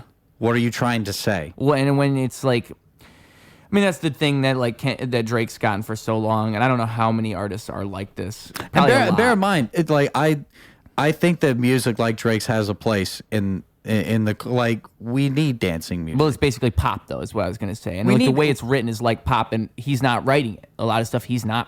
He writes some of it, but he's not writing a lot of it. So that too, like how are you gonna do? You know, it's like at that point because he doesn't spend time with his kid. He doesn't write his songs. Like what? What does he do? Like where is he? He's out here in bed with Bobby Altoff. Right. Allegedly. Yeah, I don't know. Drake and Kendrick beef is so interesting to me because I never really hated Drake. I never disliked Drake. I always kind of respected him for what he is. Exactly. Yeah. For what he is a great way to put it. Because in my mind, he's not a rapper. He's never been a rapper. Exactly. Yeah. That was the whole point. Yep. Yeah. Like, you're not a rapper. You're an invader. Exactly. You can be here, but acknowledge that. Yeah. And exactly, because like the thing is, especially if you're gonna turn around and make like a bunch of music that's clearly not rap, like if you're just gonna just switch it up like that, like just say, hey, it's just the way that he moves, dude. It's not the fact that he's doing that. It's the way that he does it. Like when X came around, I remember he took X's sound like out of nowhere, like XXXTentacion. There was a song where Drake was rapping exactly like I lost a friendship over that guy. Really? Yeah. One of my high school best friends and I, we had a really big falling out because of that. Who was the X fan? Was it you or him? He was the fan. He was the fan. And you're like, dude, he's beating women. He tried. Well, wonder what it was. That's my guess. There's that. But he tried to tell me that he had the same cultural impact as Tupac. Yeah, that's a good one. I swear it was. Dude, I lost a friend over that fight. There was some rapper who came out and said like Tupac, like we don't even really like Tupac anymore. I don't know if it was X or somebody else. You guys got in a fight. Yeah, and he was like, he's had the same cultural impact as Tupac. And for whatever reason, I just felt like being Tupac's. By the way, we're both white guys. Yeah, we're both white guys. Yeah. And we're talking like, I know more than you. And like, Jesus Christ. No, for whatever reason, I just felt like being Tupac's crusader. You know, I did a book report on his poetry book. Yeah. You know, like I felt in tune. I felt like connected for whatever reason. And I was like, there's no possible way that you could possibly think that they would in any way have had the kind of cultural impact that there's just no comparison. There's recency bias, you know. You're looking at X now, you're thinking, wow, he's so great, but you just can't. You can't go back and listen to his stuff. It's not, roses aren't exactly growing from the concrete there. Yeah. Well, see, like the thing is, like it's tough. For one, I think rap is so different now. Like, so if you look at one time someone said to me, like, I can't remember who it was. Actually, I do remember who it was. It was Rico Anthony.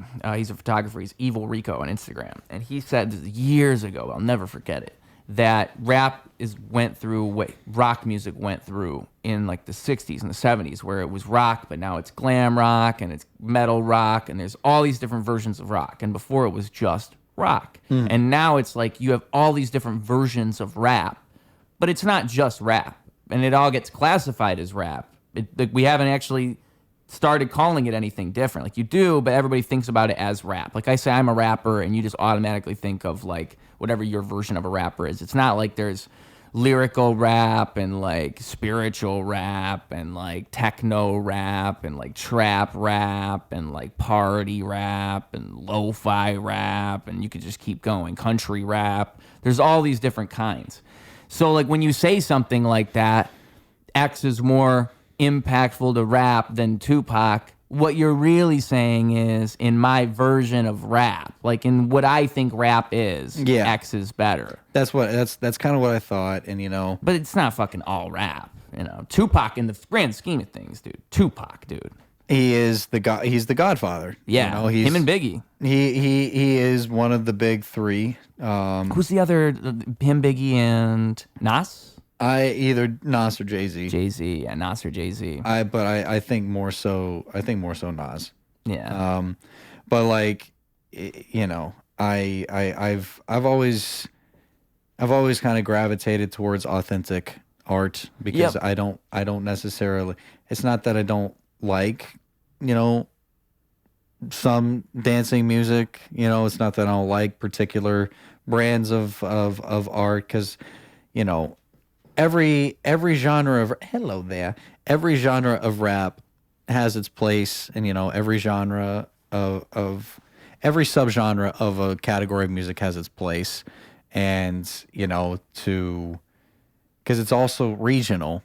I'm sure that the way that country music sounds in Nashville sounds a lot different than in Athens, Georgia. As a matter of fact, I can guarantee that because I've been to both places.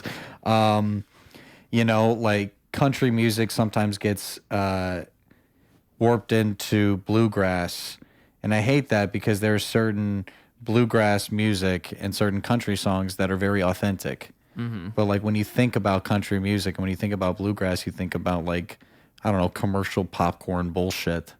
And, I think what I like, we have to remember intentionality with art. I'm sounding so fucking pretentious right now. I hate it.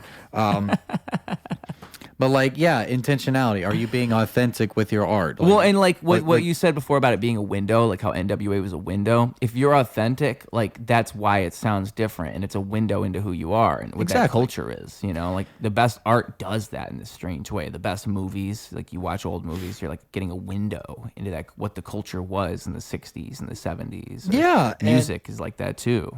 And if it's authentic, it truly embody the moment. Yes. Yeah.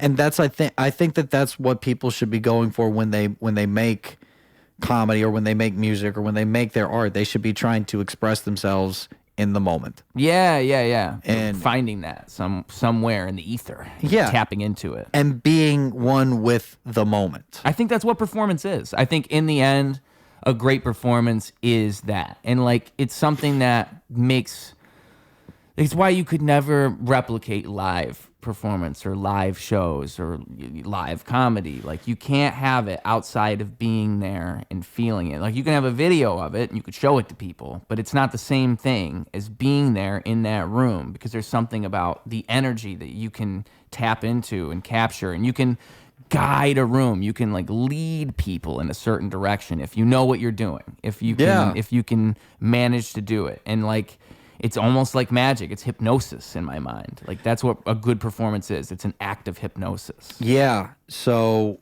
that's such a great point, and I immediately think of the last show on the Tonight Show with Johnny Carson. Oh wow! Why is that? Like just the entire energy there. So there, I don't know who's saying it. I have to look it up right now because I have to find it. Yeah, I knew it was her. I just had to confirm. But 1992, last show for Johnny Carson. That was the comedian show.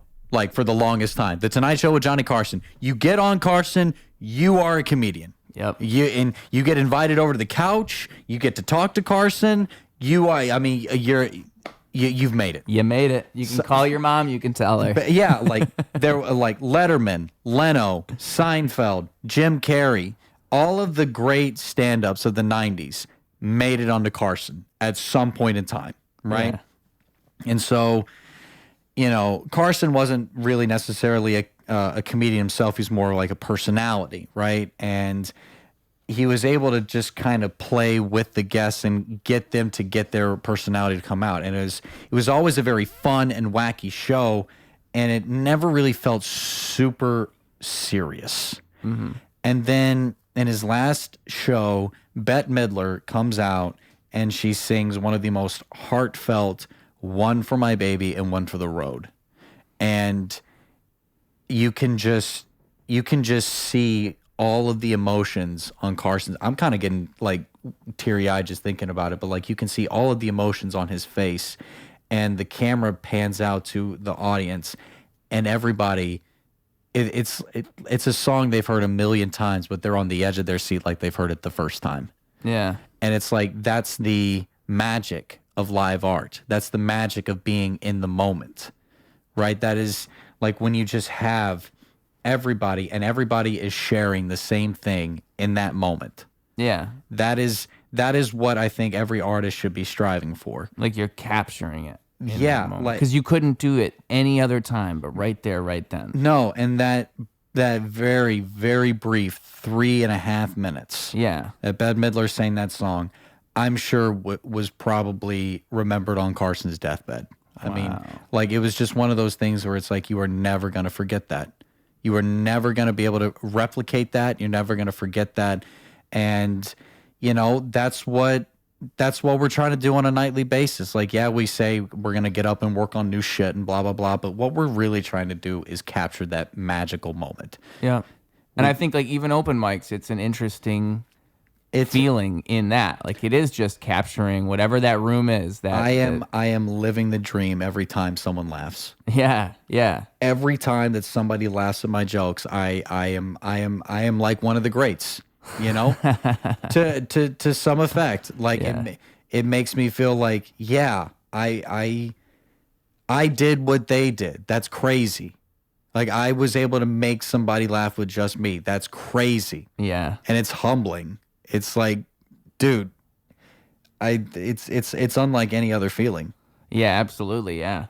I mean, like, when it comes to making music, it's the same thing, you know? Exactly. If I have one person tell me, one person say, like, yo, this that was an song- amazing song. You're like, bro, that it just means so much more. It justifies the whole thing. It makes the whole thing feel worth it in a way. It's like, you know what? Well, if just you have that reaction, then I guess I did this for a good reason. I always say this, man, like, you when I was wanting to be a baseball player for a long time, you wouldn't pay me to play baseball. You would pay me to put up with all the bullshit around it. I'll play the game for free, right? Because I love the game that much. But like traveling, equipment, uniform, blah, blah, blah, like all the logistics, like that's what you're paying me for. But like the art itself, that moment, that magical moment, that person that comes up to you afterwards and says, hey man, I really like that song. I'll do that for free. Yeah. I'll have that feeling for free every time, you know. So because it's just so meaningful. Like it's meaningful in this crazy way. Like to me, it reminds me like, oh, I could never predict what I'm gonna do, like what it's gonna mean to somebody else. Like I could never understand that in my creation process. Like when you're coming up with a joke, you never know what people are going to laugh at. You don't know what's going to get the biggest reactions until you throw it out there. And it's just that constant reminder of like, you don't actually know. Like, you think you know, but you don't. And it's fun because like that's part of the game, because like I'll think the punchline is the funny part and it's actually the premise. Yeah. And it's more like the general idea that people can identify with than it is like what my specific thoughts are. So it's like, okay, how can I take this general idea that everybody like and I still get to apply my specific thoughts to it so that like no one else could tell this joke? Yeah, interesting. Yeah. Like you know the premise works because you saw that they had a rise from it. But like how do I pull out more? Yeah, how do I engineer this joke a little better? Yeah, and I like going back to the moment like that we were talking about, like live. I felt like a lot of my performances early on at open mics, I was performing.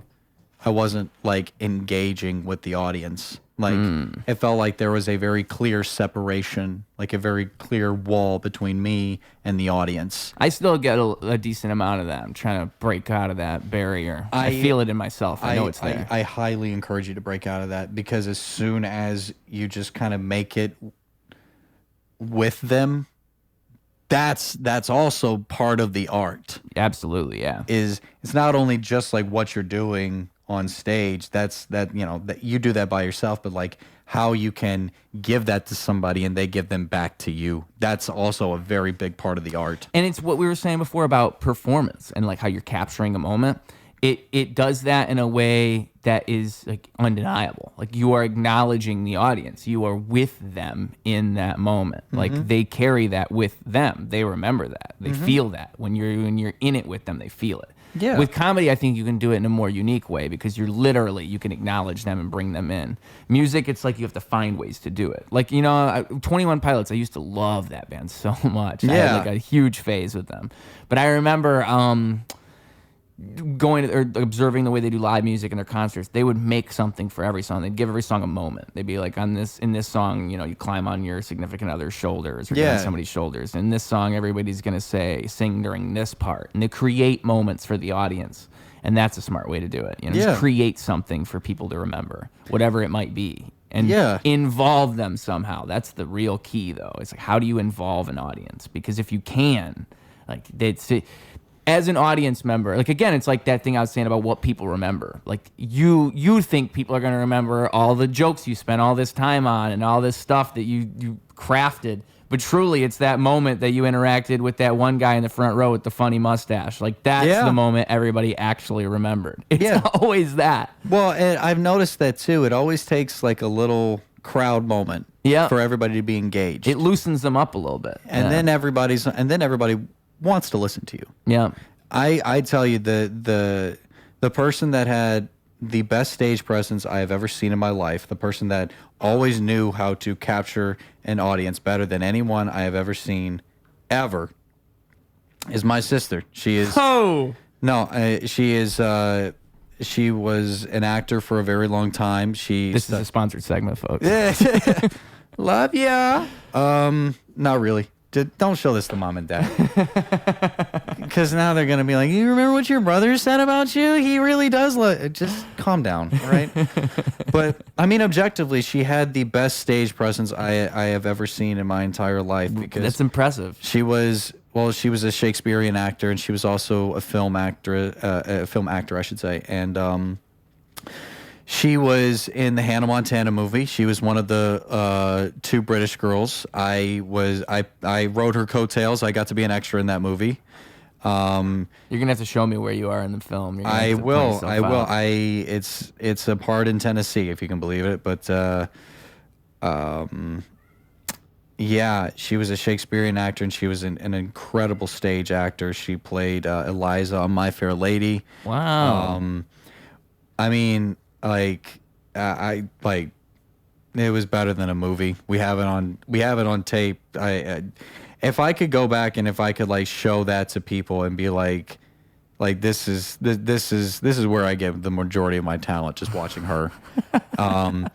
But she and I were in Shakespeare plays together and everything, and she, like I said, was a Shakespearean actor, and she was in the Nashville Shakespeare Festival, which was a competition where actors all over the state would come and perform like a 2 to 3 minute monologue, basically like a Shakespeare open mic. Wow. Shakespeare open, that is what it is. Yeah. But just come up here and do a soliloquy real quick. Yeah, basically. Yeah. Basically a 2.5 to 3 minute soliloquy. And dude, you think performing your own jokes are hard? At least you get to talk with modern language. Oh, right. Yeah. Dude, if you can't capture a fucking audience with Shakespeare, it is the most insufferable 2 to 3 minutes you've ever heard in your life. Yeah. Because, at an open mic, at least you get to go back on your phone. You get to keep talking to your buddy. Life just gets to move on.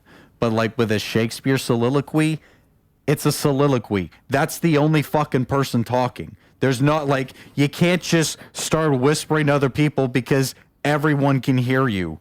So, I mean, actor after actor, it is just painful, agonizing, just trying. And some of them are good. No microphone, right? They're just shouting. They're just like Shakespeare, just projecting their voice. Yeah. And some of them are good, most of them are not. And then my sister gets up there and I mean commands the fucking room every single time. She won the Shakespeare Festival, I think, 2 out of 3 years. Wow. Yeah, and she got to go compete in New York City. And yeah, and then that's where it's like the cream of the crop, best of the best.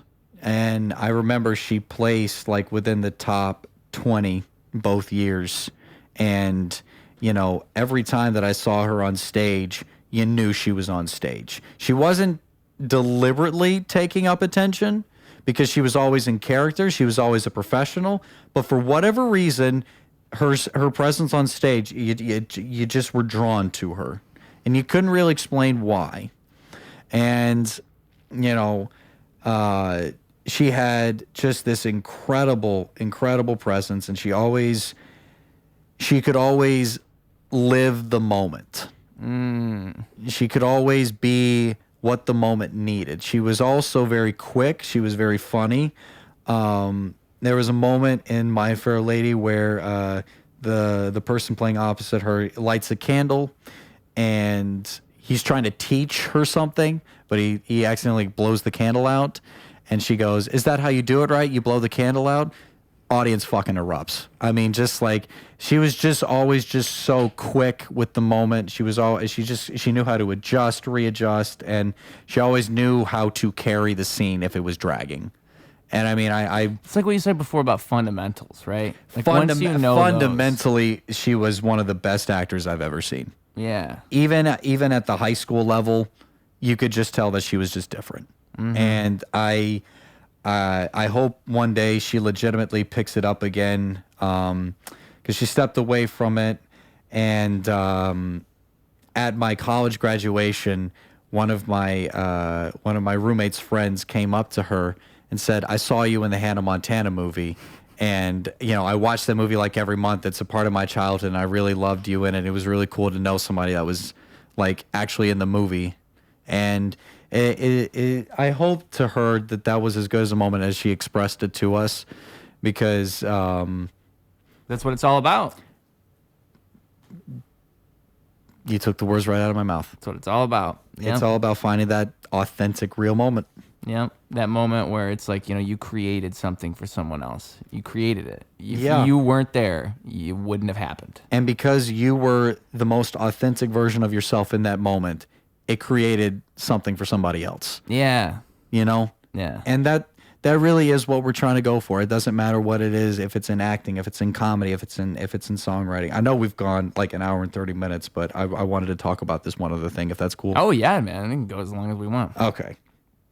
I just got done filming a movie with my buddy. His name's John Sanchez. He's a film student at DePaul. A generational talent. I mean, this kid is going to be the next Spielberg. I'm telling you. He is so professional. He knows how to do things the right way on set, and he knows how to keep things moving. He knows how to improvise as a director. He's young. He's unproven, but he is top of the line. Like, he is just raw talent, just one of the best. And we got done filming a script yesterday, and I wrote the script back in August, and I brought it to John, and we both edited and re-edited, and he brought it to the right people and everything, and we both got done with this, and it just became something so authentically just awesome. It's about this kid named Xavier. His father is killed, and someone takes his business away from him. And it's like a mafia type script, and it's so cool. And I'm not going to spoil it because I, you know, obviously shameless plug right now, but it's called Coffee and a BLT. It's going to be coming out later this year. But like, we explore like a lot of like real authentic emotions. Okay. And I think that when people see it, they're going to feel that like everything that came from the directing, from the acting, from the writing. Everything came from a very real place. And, you know, that's what we want to do as artists. We want to create real things. And, you know, that's why when we talk about like Post Malone, it's like, where are your intentions? Drake, where are your intentions? Because if they are real and if they are authentic, then yeah, people can get behind it. People can buy it. But if they're not, people can see right through it. Yeah, I think people naturally have that in them. I think people naturally have like a bullshit meter. That's what I like to call it. Like, Yeah. you can sense it. You can smell it, dude. Like you can feel it. It's what makes it so. It's a survival mechanism, truly. Like you need it to know whether or not something's real. You need to know like something could be dangerous. You don't actually know what it is until you know. And so I think when art is real, I think when something feels genuine, there's just something in us that recognizes that. And I think like the only way we fix this problem, this deficit of reality that we have within art, is by creating more real art. You just go out there and show people how it's done. That's literally the only way. And art, if you feel that way about films, make a good film. You feel that way about comedy, go out there and go to an open mic and just be good. And real is not just eliciting emotion. That's not what being real is. No, it's not deeper getting than up that. on stage and trying to make people angry so that you can get emotional reactions, or trying to make people. It's That's not the that. opposite, actually. Exactly. That's fake. Yeah. Yeah. What you're trying to do is discover something about yourself and deliver it to somebody else. Yeah. Yeah. And as a comedian, I think that takes depth. yes. Yeah. And it takes daftness too. It takes like a certain level of like some arrogance. Like I have something that I think you need to hear, Yeah. which is an insane thing to think as a human being. And is an absolutely insane and arrogant thing for anyone to ever think. Yeah. That is definitely, and you have to commit yourself to that. You have to be like, it must be important enough. It has to be.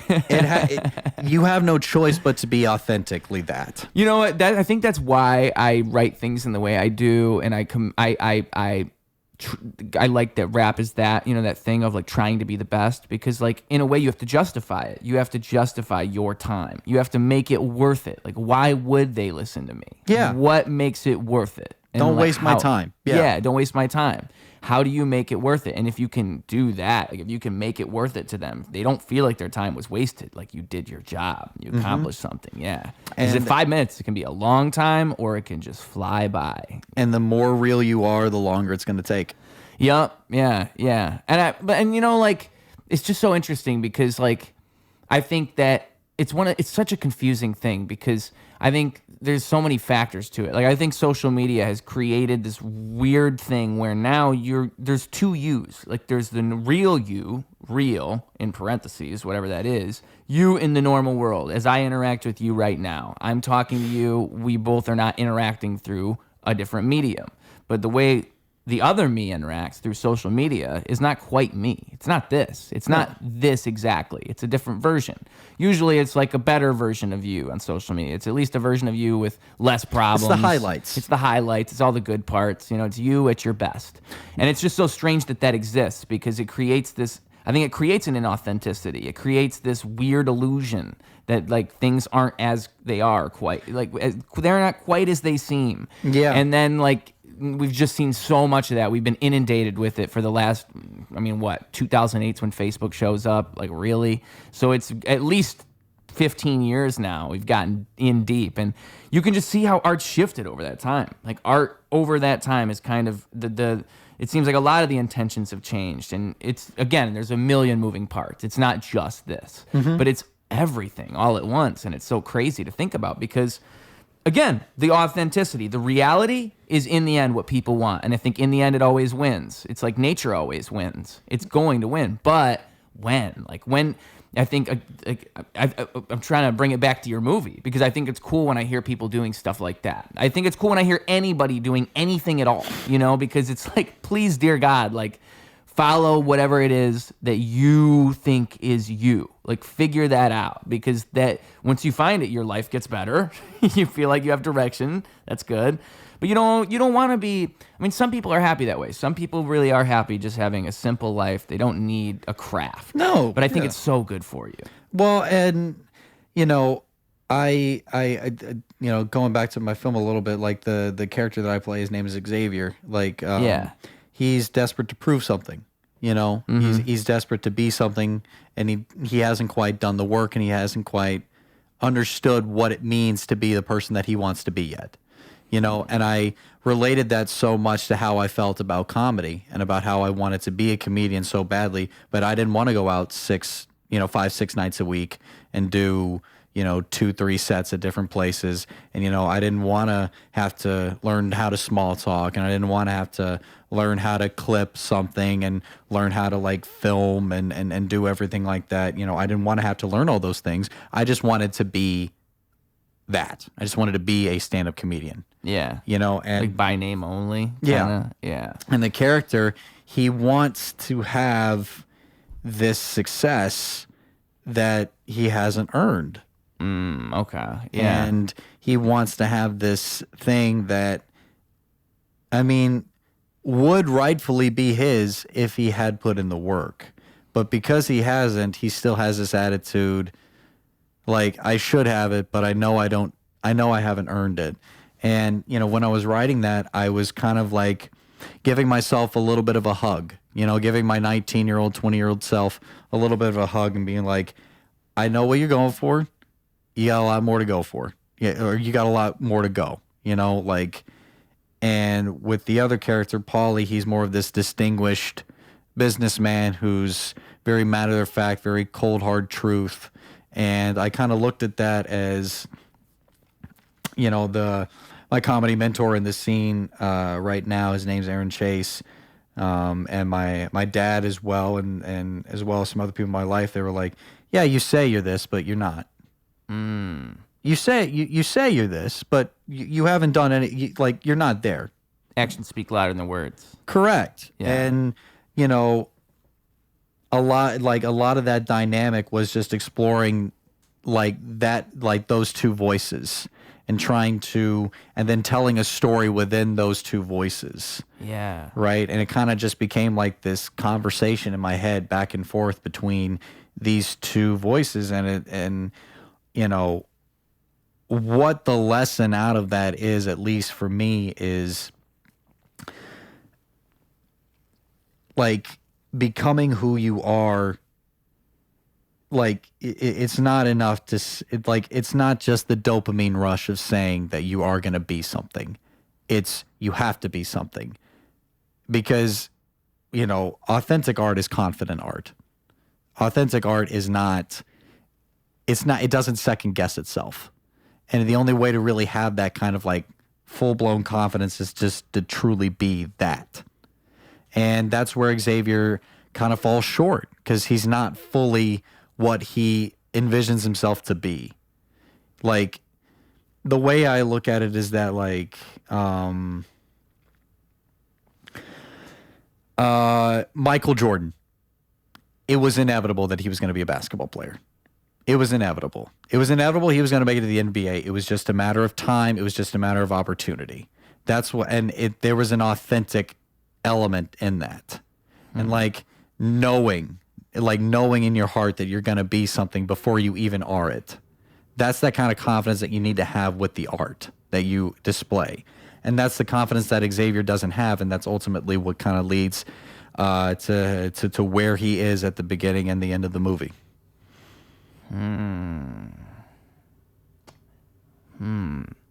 That's interesting. I mean, I think there's a lot to that idea of so like, because you want to be a thing. Like, say you want to be a thing, but we all want to be a thing. And so, well, hopefully. So like, say I want to be a rapper, okay? I know that's what I want to be, but maybe like my version of being a rapper is I'm just going to release a song every like 4 months and somehow I'm going to get famous, and that's what it's going to be. And then like, that's what I do. And all of a sudden that's not working. And I'm like, wait, well, what's going on here? And the truth of it is, I'm not even really a rapper. I'm not even really a musician because I'm barely even doing it. It's kind of like what you said about like comedy, like you're comedy by name only. And it's interesting how that happens because it's like, you know, that's just, I mean, like one time I had that like epiphany, like I'm never going to go anywhere just doing what I'm doing now. It's impossible. Like, it's kind of why I moved here to Chicago in the first place. It's because I knew, like, if I'm continuing down the path I'm on right now, there's just no way that things are going to play out the way that I'd like for them to play out. And it's like, you have to have that foresight, or not foresight, but yeah, foresight to see the future. You have to kind of have that where you're thinking, like, okay, what can I be? Like, what, if I'm a stand-up comedian, like, you know, what do I do? But then you have to, like it's the story you're telling yourself. You have to follow through with that story. So you have to take the steps. Like, let's say, you know, right now I'm a musician, but I'm not doing X, Y, and Z. Well, if I know in my heart I could be doing those things, and I know in my heart I'm not, like if I already know that, because I know it, I'm thinking it. If I can't execute on that, I know I'm not really it. And so when other people tell me things like, well, hey, like, you know, you're not really a comedian, you know, you're not really a musician, it resonates because I know they're right. Yeah, and you take it personally and it hurts you. Yep. But like if somebody said that to you now, if you've released like 2 albums Yep. in less than 3 months, you'd be like, go fuck yourself. But you have to prove it. It makes me think too, like, you know what you are. Like, I know what I am. Deep down, I know I'm a musician. Like, I know I can do that. But if I don't prove it to people constantly, they don't know. How the fuck would they know? You know, it's like a tree falls in the woods. You don't see it fall. Did it fall? You know, there's one reason I like doing this podcast, because even you think about it, like you think people know your personality, but really they don't. Like people might see you, you know, you do stand up, they might see you every now and then on a stage and they kind of get who you are, but they've never seen you as a dude just talking. And that's one reason that podcasts are such a unique thing, is they presented that to people. And now you just see people talk sometimes. Yeah. Before it wasn't like that. Before it was you go on Carson and that's it. Yeah. So it's just crazy how that's so different. But, you know, like, it's that reality. It's that same thing in the end. It's like, you know, presenting yourself to the world, you know, and it's cool. It's an interesting, I forget the grand point I'm making right now. It's onto something. I lost it. Yeah. But yeah, what the fuck was I just saying? Damn it. Oh, yes. I remember now. It's all coming back to me because your movie. So it's like going out and putting yourself out in the world and really doing that, and like understanding that that's where real differences are made. That's where the real change is putting that real you out there and seeing it and feeling it and making that difference. And that's when those people come out and they say like, hey, that song made a difference to me because you did it. You put in all that work. You proved to them that you were the musician, you know, and it's always like random things. Like, it's why they say to get lost in the process of it. Like, get lost in the process of don't have this end goal. Don't think about it like, oh, I'm going to be successful and then I'll achieve everything and I'll be done. Like, that's not ever it. It's always the process. Even when you're successful, you maintain that success. It's always that. So it's like, you know, I'm sure so many comedians probably get in this thing where it's like, oh, one day I won't have to go to all these goddamn open mics and my life will be better. But it's like, not quite. It's pretty much going to be the same. Nope. Yeah. Nope. It's not going to change. I know plenty of 35 and 40-year-olds who are still hitting the same mics as I am. Exactly. And you know what? I can see myself in them too. And I'm sure that they see themselves in me. I mean, it's also about having that humility of being like, yeah, dude, like this is the artist life, you know? Yeah. Most of us are just in it for the expression and not the fame. And that's exactly it. It's enjoying that journey, that ride, and just liking the expression of it, not getting lost in this like idea of success that you'll one day have. And I think that that's kind of where I'm having a little bit of a difficulty like adjusting right now, because trying to define what success in the art is, you know, and trying to define like, well, is success making a lot of money? Is success being you know, like a voice to somebody? Is being successful, you know, making it on, I don't know, Colbert one day? You know, like what is success in comedy to me? And I think what I've just kind of realized is that at the very core essence of it, I think every comedian feels this way. You make one person laugh, like really laugh, the night's worth it. Yeah. The night is worth it. And it's not about, at the end of the day, it's not. It's about that. It is the purest form of justice, It's like it's either funny or it's not. And unfortunately, it also reflects justice in that it's also extremely subjective. Yeah. So, and that that justice, that the subjective justice that you said something about being undeniable, and that is the best possible way to describe how I'm trying to be right now. Someone, you know what's funny is I came up with that on my own, and I saw one other person, like they had it in their Instagram bio. I've never seen anybody else say it. It's like becoming undeniable, like that concept that you must become undeniable. That just clicked in my brain one day. Like that's how it works. You know who I'm getting that inspiration from for me? Anthony Jeselnik. Oh, really? Yeah. So, I'm not going to name drop anybody or anything like that, but a comic that I know who performed with Jeselnik, he's kind of like passed this idea down onto me about being undeniable. Like being undeniable. It doesn't matter if it's a competition mic or if it's a showcase. It doesn't matter if somebody did better than you. It doesn't matter if somebody did worse than you. It just doesn't really matter. It just matters that you were undeniably funny. Yeah. Like nobody else in the room matters. Nothing else surrounding the room matters. All that matters is that in that moment, in that room, you were undeniably funny. Right. And how you achieved to get to that undeniably funny. That's the art. That's the fun in it. That's the journey. Mm-hmm. But like, push comes to shove, when you go back and look at tape, undeniably funny in the moment. Yeah. And it's like, even if you don't like me, even if I remind you of an ex-boyfriend, even if I look like the person that you hate most in your life, that was still funny. Right. And especially if you're totally on board with me, that was really funny. Yeah. I never thought about it like undeniably funny, like in the realm of comedy, right? Like say, you could win over any room, really, like that. Like a comedian will be on the news for a bad joke, and then they show the clip of the scene, and everyone's laughing. Yep, yeah. And it's like in that moment, he was undeniably funny. In retrospect, it might not be a great thing, but in the moment, that was undeniably funny because that's what everybody did. Everybody laughed. And I mean, that's kind of where, as part of like the art of like now, the part of the art is like being accountable for that art, being accountable for what you say. Yeah. Because I feel like with people that are inauthentic with their art, they will very easily retreat on their opinions and they will very easily like pull back. And I know that because that's how I started out. I didn't believe some of the stuff that I was saying when I first started out, and now that I kind of like am more real with it, I'll stand on 10 toes. Yeah. Like my favorite joke right now is like good movies don't need sequels. Yeah. Like you have your exceptions like Empire Strikes Back and Toy Story 2, but like don't make the sequel. Right? My best friend wants to see the sequel to the movie Up. And it's like, dude, that's the kid going to 2 funerals. Like the dog and the old man are going to die in that movie. I don't know why you want to see that movie. So for whatever reason, that has just been undeniably funny in almost every single room. But for some reason, it's dark. I always kind of looked at it as silly. Yeah. Yeah, I don't think it's too dark. I'm trying to think, like, there's got to be so many movies like that. Bridge to Terabithia, maybe. Hard to do a sequel for that one. It's another kid dies at the end, maybe.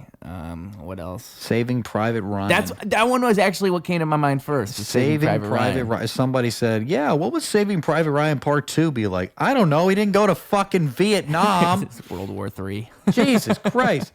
And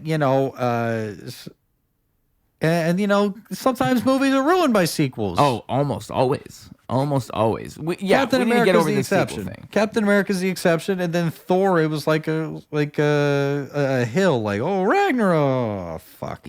Yeah, dude, sequels are a dangerous game. We were talking about that the very, very beginning of our conversation today, because Jaws was one of the first. Well, maybe not the very beginning, but whatever, folks. It's not about that. It's not about that, okay? Jaws, though. It's about what we caught on camera. Yeah, it's about what you just saw for the last 2 hours. Right? Holy shit! If they're still with us, they're crazy. They're just as crazy as us. Hi, Mom. Yeah, right. Yeah, shout out your sister again. But the thing with like Jaws is it created this world of sequels. It created this. That's when Hollywood realized, oh, we can do that. We are allowed to do that. We can make more money off the same IP if we just make a plot. So kind of based on the. What's so crazy about Jaws is they fucked it up the first time. Like you watch the second Jaws, it's basically the first Jaws but just worse. That's all it is. It's like the first Jaws, but without all the things that made the first Jaws good. And then that just became sequels from then forward. Yeah. Sequels were never good. There was never a moment when they were actually good. It's just that some of them, they got it right. Like Star Wars, they got it right. And so it's like, okay, well, I guess we could do this. I think like Nightmare on Elm Street, there were a couple good sequels. I'm trying to think of like... Even Batman Returns. Yeah. That was a pretty decent sequel. It wasn't as good as the first Michael Keaton Batman, but it was a pretty decent sequel. Yeah. And so like there's good examples. You can find them. But it's just the problem is like it just got the tails get the scales get tipped over time. That's the problem. Is over time it just gets worse and worse and worse to the point where it's like you got to jump the shark. Yeah, they've jumped the shark numerous times at this point. And that's I still enjoy John Wick. Yeah, that's a good example. Yeah, but like John Wick 3 and 4, it's kind of like all right. Let's just get to the action sequences because that's what I want to see. But like the first movie and the second movie, that's authentic. That's real. I would kill an entire Russian criminal syndicate if they killed my dog. Yeah. I would murder everybody. Like that, for whatever reason and like how he tied it into his wife and everything. Like it's kind of like Star Wars. You have to win the audience over. Like you have to give them a reason to care about the story. Yeah. And if it's just like by the third time, fourth time around, we all know what we're walking in to see. Like you have to fight extra hard for me to believe that John Wick's in any danger. It's the difference between Fast and Furious and like, I guess the Harry Potter movies. Because the Harry Potter movies, even though they were different directors, they still felt like authentic. Yeah. Yeah, the Harry Potter movies did feel authentic all the way through. You could say that. And even that falls a victim to exactly what I'm talking about, where it's like now you're getting new Harry Potter stuff. Yeah, it's like, why? Now it's like shows. Now it's Lord of the Rings as a show, and it's out on streaming services. And oh, look at that. Everybody hates it. It's like, I wonder fucking why. We want new stories. People liked The Mandalorian before it became interconnected with Luke Skywalker and Ahsoka Tano. Yeah, because it became nostalgia bait. That's what that becomes at that point. I loved Luke Skywalker in The Mandalorian Season 2. I think that was the best iteration of Luke Skywalker we'd ever seen. He did not need to have a place in that series. Yeah. Because as a fan, you want to see it. Yeah. I want to see it, but I want to see it on its own right. Yeah. I don't want to see it in another person's story. Because it misguides that whole narrative. Well, like what we were talking about, like the suspension of belief. People like The Mandalorian because they almost felt like they could be a character in that story. With Star Wars, like with the Jedi, it's like there's a very clear, I can't use the Force. And people watch those movies and they want to relate to the characters and everything. So it's like, yeah, I can relate to The Mandalorian. I can, like, yeah, I'm just a regular guy trying to make it in the universe. Yeah. And you take that relatability away by making it all about... Yeah, now you introduce literal Jesus Skywalker into the equation, and now it's like, oh, that's right, this is Star Wars. Which, bear in mind, I love it. I love it to death. I can see why people would have a problem with it, though. Yeah. It's a weird relationship. It's a very weird relationship that I have with Star Wars. I love it to death more than anything, and I just wish that I had been in charge of it. It's like Yeah, it's like a kid that just continues to disappoint. Like, I you. should have had the last say. Yeah. Like, you should have come to me with all of your ideas, and then I like check, X, check, X, check, and then it would have been perfect. Yeah. Star Wars is just it's such a tough one because it went through so much. Like, it really, for the longest time, it was just the prequels. That was the last taste in everybody's mouths. And I just wish that could have stayed like that. I wish it never got bought by Disney and it never became this thing. Because now it's a whole different conversation. You talk about Star Wars and it's a whole different conversation than if you were just talking about the sequels and the prequels. They had the 2008 Clone Wars series that was before Disney. That's true. You know, And that was done very well. But and exactly. And I like to say that added some padding to the prequels that maybe the fandom needed. It kind of like filled in some gaps. But there was also those games too, the Battlefront games. Battlefront games definitely helped, and the action figures at the time. Like I go home to Tennessee, I still got like 2 or 3 crates of like Star Wars action figures. Yeah. And I mean, like the difference is it's like Barbie. Like, yeah, no, this is Captain Rex on Utapau's, you know, like, and not Captain Rex on Utapau. He's never on Utapau. I apologize to Star Wars fandom. That was incorrect. I meant Commander Cody on Utapau, Commander Cody on Christophsis, other planets that he's gone to. My apologies. I've already lost him. It's all right. Hey, man, you disrespect Star Wars. You're going to get punished after this is over, okay? Are they still making new planets? Are they making new planets? Yeah. Because I remember that was a big complaint with the newer movies, too. On Jedi Survivor and Outlaws, the new Tuas games, they introduced Toshara, which is like kind of like this Iowa type feel, like rural Iowa planet type feel. And they have this place called Kijimi.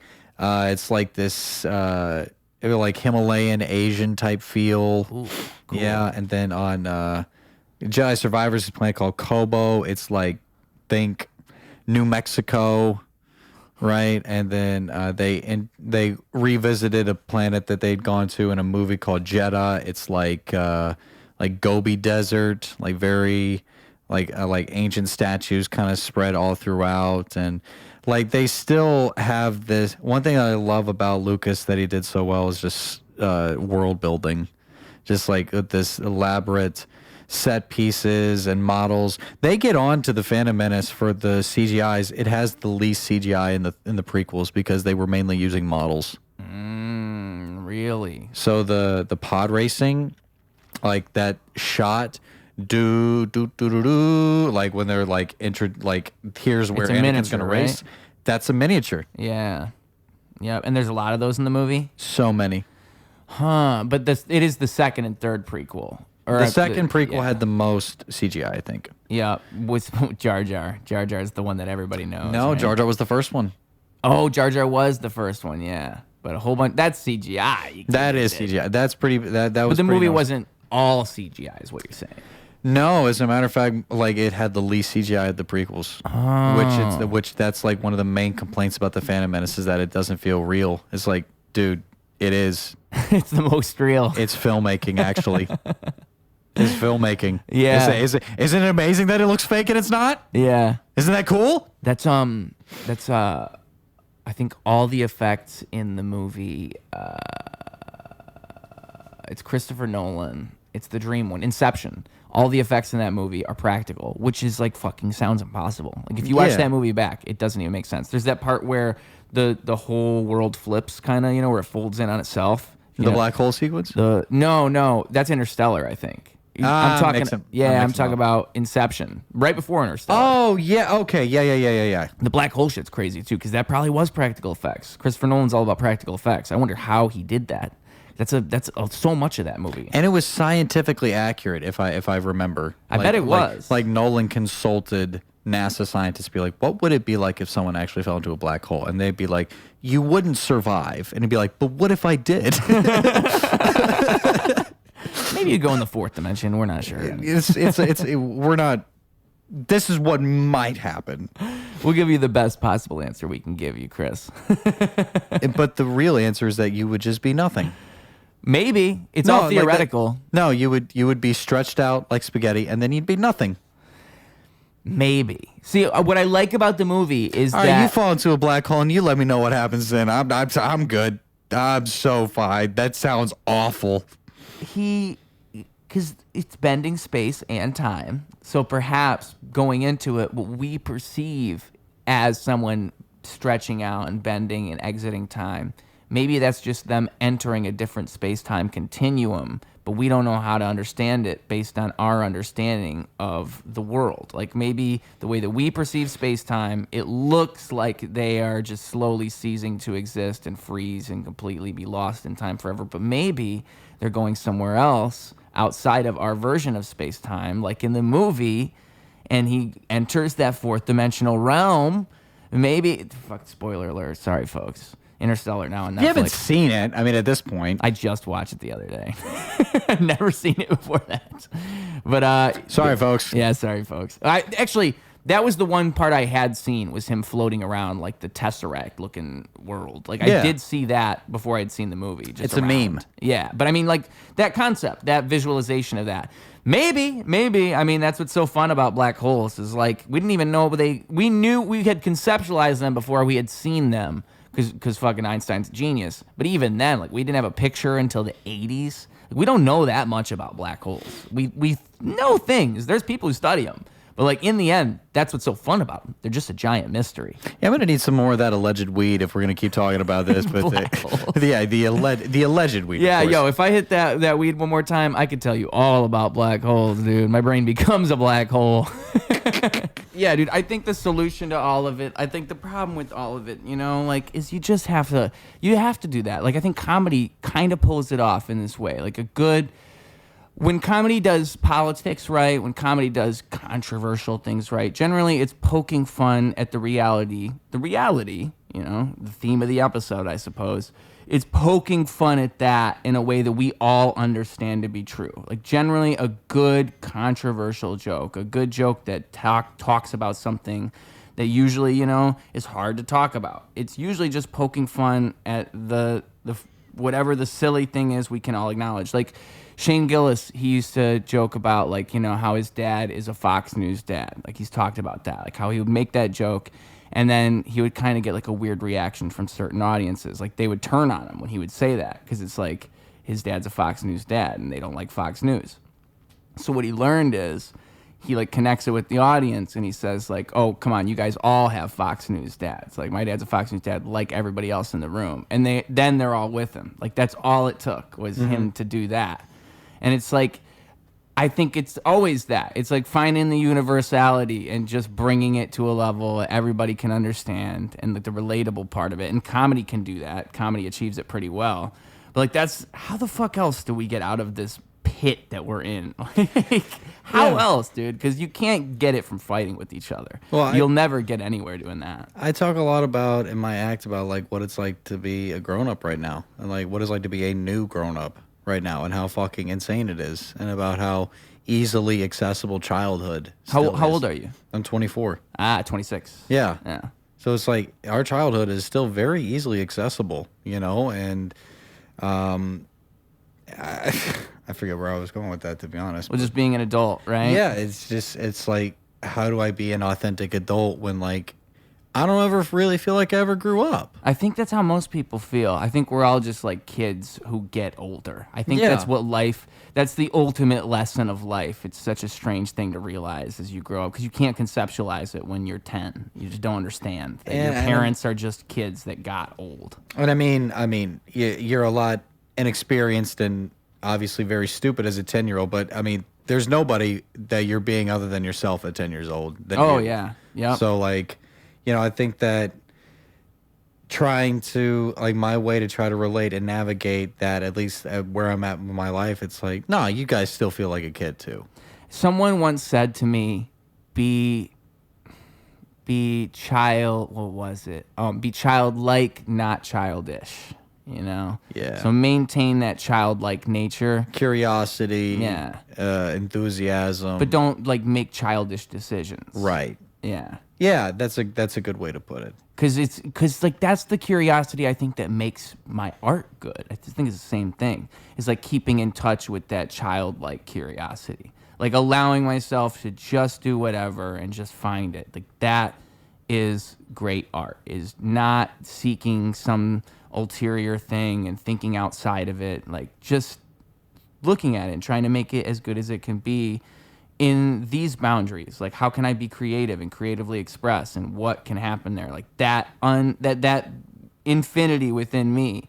You, as a kid, you understand that, but like I think life beats it out of you in a million different ways. And Yeah. like, you have to that's kind of why I say that about like having a craft and finding something like that, because it's that creation, like that, being able to do that, like that's the thing I think kids do so well, is just create and just try new things. Yeah. Yeah. And you know, it's part of the magic, you know, because like I never feel more like a kid than when I make someone laugh. Yeah. know? You know what? Have you ever heard David Blaine?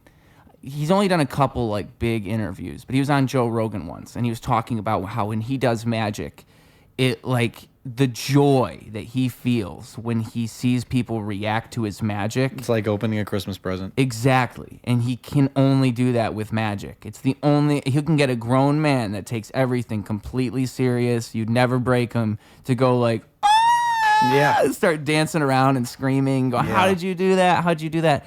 Because he did a card trick, like from a fucking card trick. And it's like kind of like what I said before about hypnosis. Like a good performance is hypnosis. Like you can have this effect on people. And I think Yeah. it's just so profound to be the person that does it. Like it feels crazy, you know? It feels like, how did you don't even know how you did it, you know? Mm-hmm.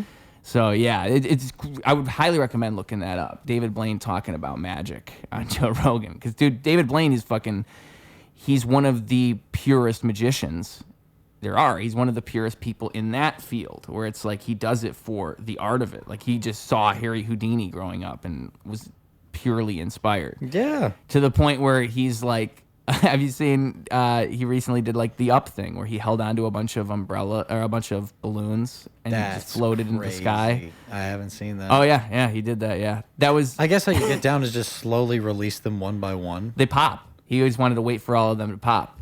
Yeah, or I can't. I know at a certain point. Oh, he so lets David go. Blaine committed suicide? Yeah, basically, that's what he does. He was in like a frozen thing of ice for like so many days in the middle of New York. If you've never seen that, Bro. Yeah, dude. Like that's the thing, is like David Lynch is doing like magic in parentheses. He's fucking Bro. killing himself. He What? holds the record for holding your breath underwater for the longest. I think it's like 20 minutes. Somebody might have beat him by now, but it was 20 minutes, and he did it on stage. Oh my god. Oh, there's a bunch of shit, dude. David Blaine, he caught a bullet with his mouth. Yeah, I saw that one. That was a big one. Yeah, he does all kind. What else did he do? I know there's more. Like there's so many more things that I'm just for. Like, he stayed awake for like so many hours. I remember there was something where he couldn't fall asleep. He had to stay. What the fuck was it? And then like he started seeing things, and I think it was the ice. I think the ice kept him awake. But you're running out of time here, right? Yeah, unfortunately I am. I've got a Zoom meeting because I'm going to be a cameraman on someone's comedy special. Oh snap! Yeah, I'm behind the camera, in front of the camera, wherever I'm needed. Really? Yeah. Did you buy cameras like for yourself, and now you just film other people's stuff? No, they're going to be... I just work with people that have equipment because I'm not rich right now. Yeah. So I've got very good friends who got good equipment and stuff. That's even better though. You're the camera guy. You don't even have to bring the camera. No, I'm like the guy that shows up with a six-pack to the boat. You know, like, you guys fucking take care of the boat. Here's the beer, you know? They just want you to push the button, essentially. Yeah. Here's the beer. Here's me. Button pushed. We're fine. Yep. You might as well just bring like a party favor. Yeah, Basically. that's actually not a bad idea. You know. Yeah, maybe a cake like congratulations on your special. That's pretty good. I would like that. If someone brought me a fucking cake, I'd be like, yo, you're the camera guy every time, dude. I think I would do that, but because I'm a comedian, I would have one slice taken out. It's just like, yeah, that one, I got hungry on the way here. Yeah. That's for me. That's even better. Yeah. And you're not even lying. No. Some shit. I'll have some like icing on my face right here. Yeah, dude. Well, again, you're welcome back on this show whenever. Good you. luck on your Zoom meeting. I hope you get the job. Thank you. Thank you. I hope you win them over with your with your personality and your expertise, man. Thank you. I mean, this is a potential employer we're talking about. Yeah. A lot riding on this meeting, so feel dapper. I'm not even Catholic. I did that. Wow, that's how much like that's how you're feeling right now. Yeah. It's like an I'm expression. feeling sacrilegiously ready for this for this meeting. But yeah, man, tell the people where they can find you on social media, all that good stuff, and also a final message for them. If you want to send them home with something, now's your chance. You can give it to them straight. You can send them with some knowledge. Give them some information. All right, I think I got this. You can find me on Instagram at Jack Woods Comedy Official. You will see a picture of little orphan Annie, like a picture of orphan Annie, and then me as the dog, like my face. If you see that, you found the right page. Kind of hard to misspell Jack Woods and comedy. There's 2 F's in official. Let's see. No, like underscores, none of that crazy nonsense. No underscores. It's just at Jack Woods Comedy Official on Instagram. That's where most of my stuff is.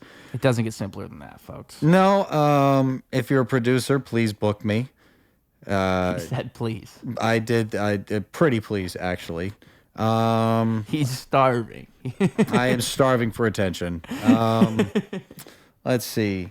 And I have, you can check out one of my films called Laundromat. It's one of my links on Instagram. And then coming out very soon will be Coffee and a BLT. I will be starring, and I'm very excited about that. And then I guess my final message would be stay in school, don't do drugs, and Rian Johnson, go fuck yourself for The Last Jedi. And I mean that with like every fucking ounce of my being. You didn't subvert expectations. You fucked a lot of people's childhood up. And you made people believe that it was a good movie through cinematography. The story doesn't make sense. The space sequence doesn't make sense. The Holdo maneuver doesn't make sense. The only good parts about that movie were ruined. All right? And they were ruined because you thought you knew better. And I'm not going to get a chance to talk about this at length again. So, you had an opportunity, and you fucked it. Thank you for giving us Knives Out, and go fuck yourself. I love my family, and good night. And with that being said, folks, Ruse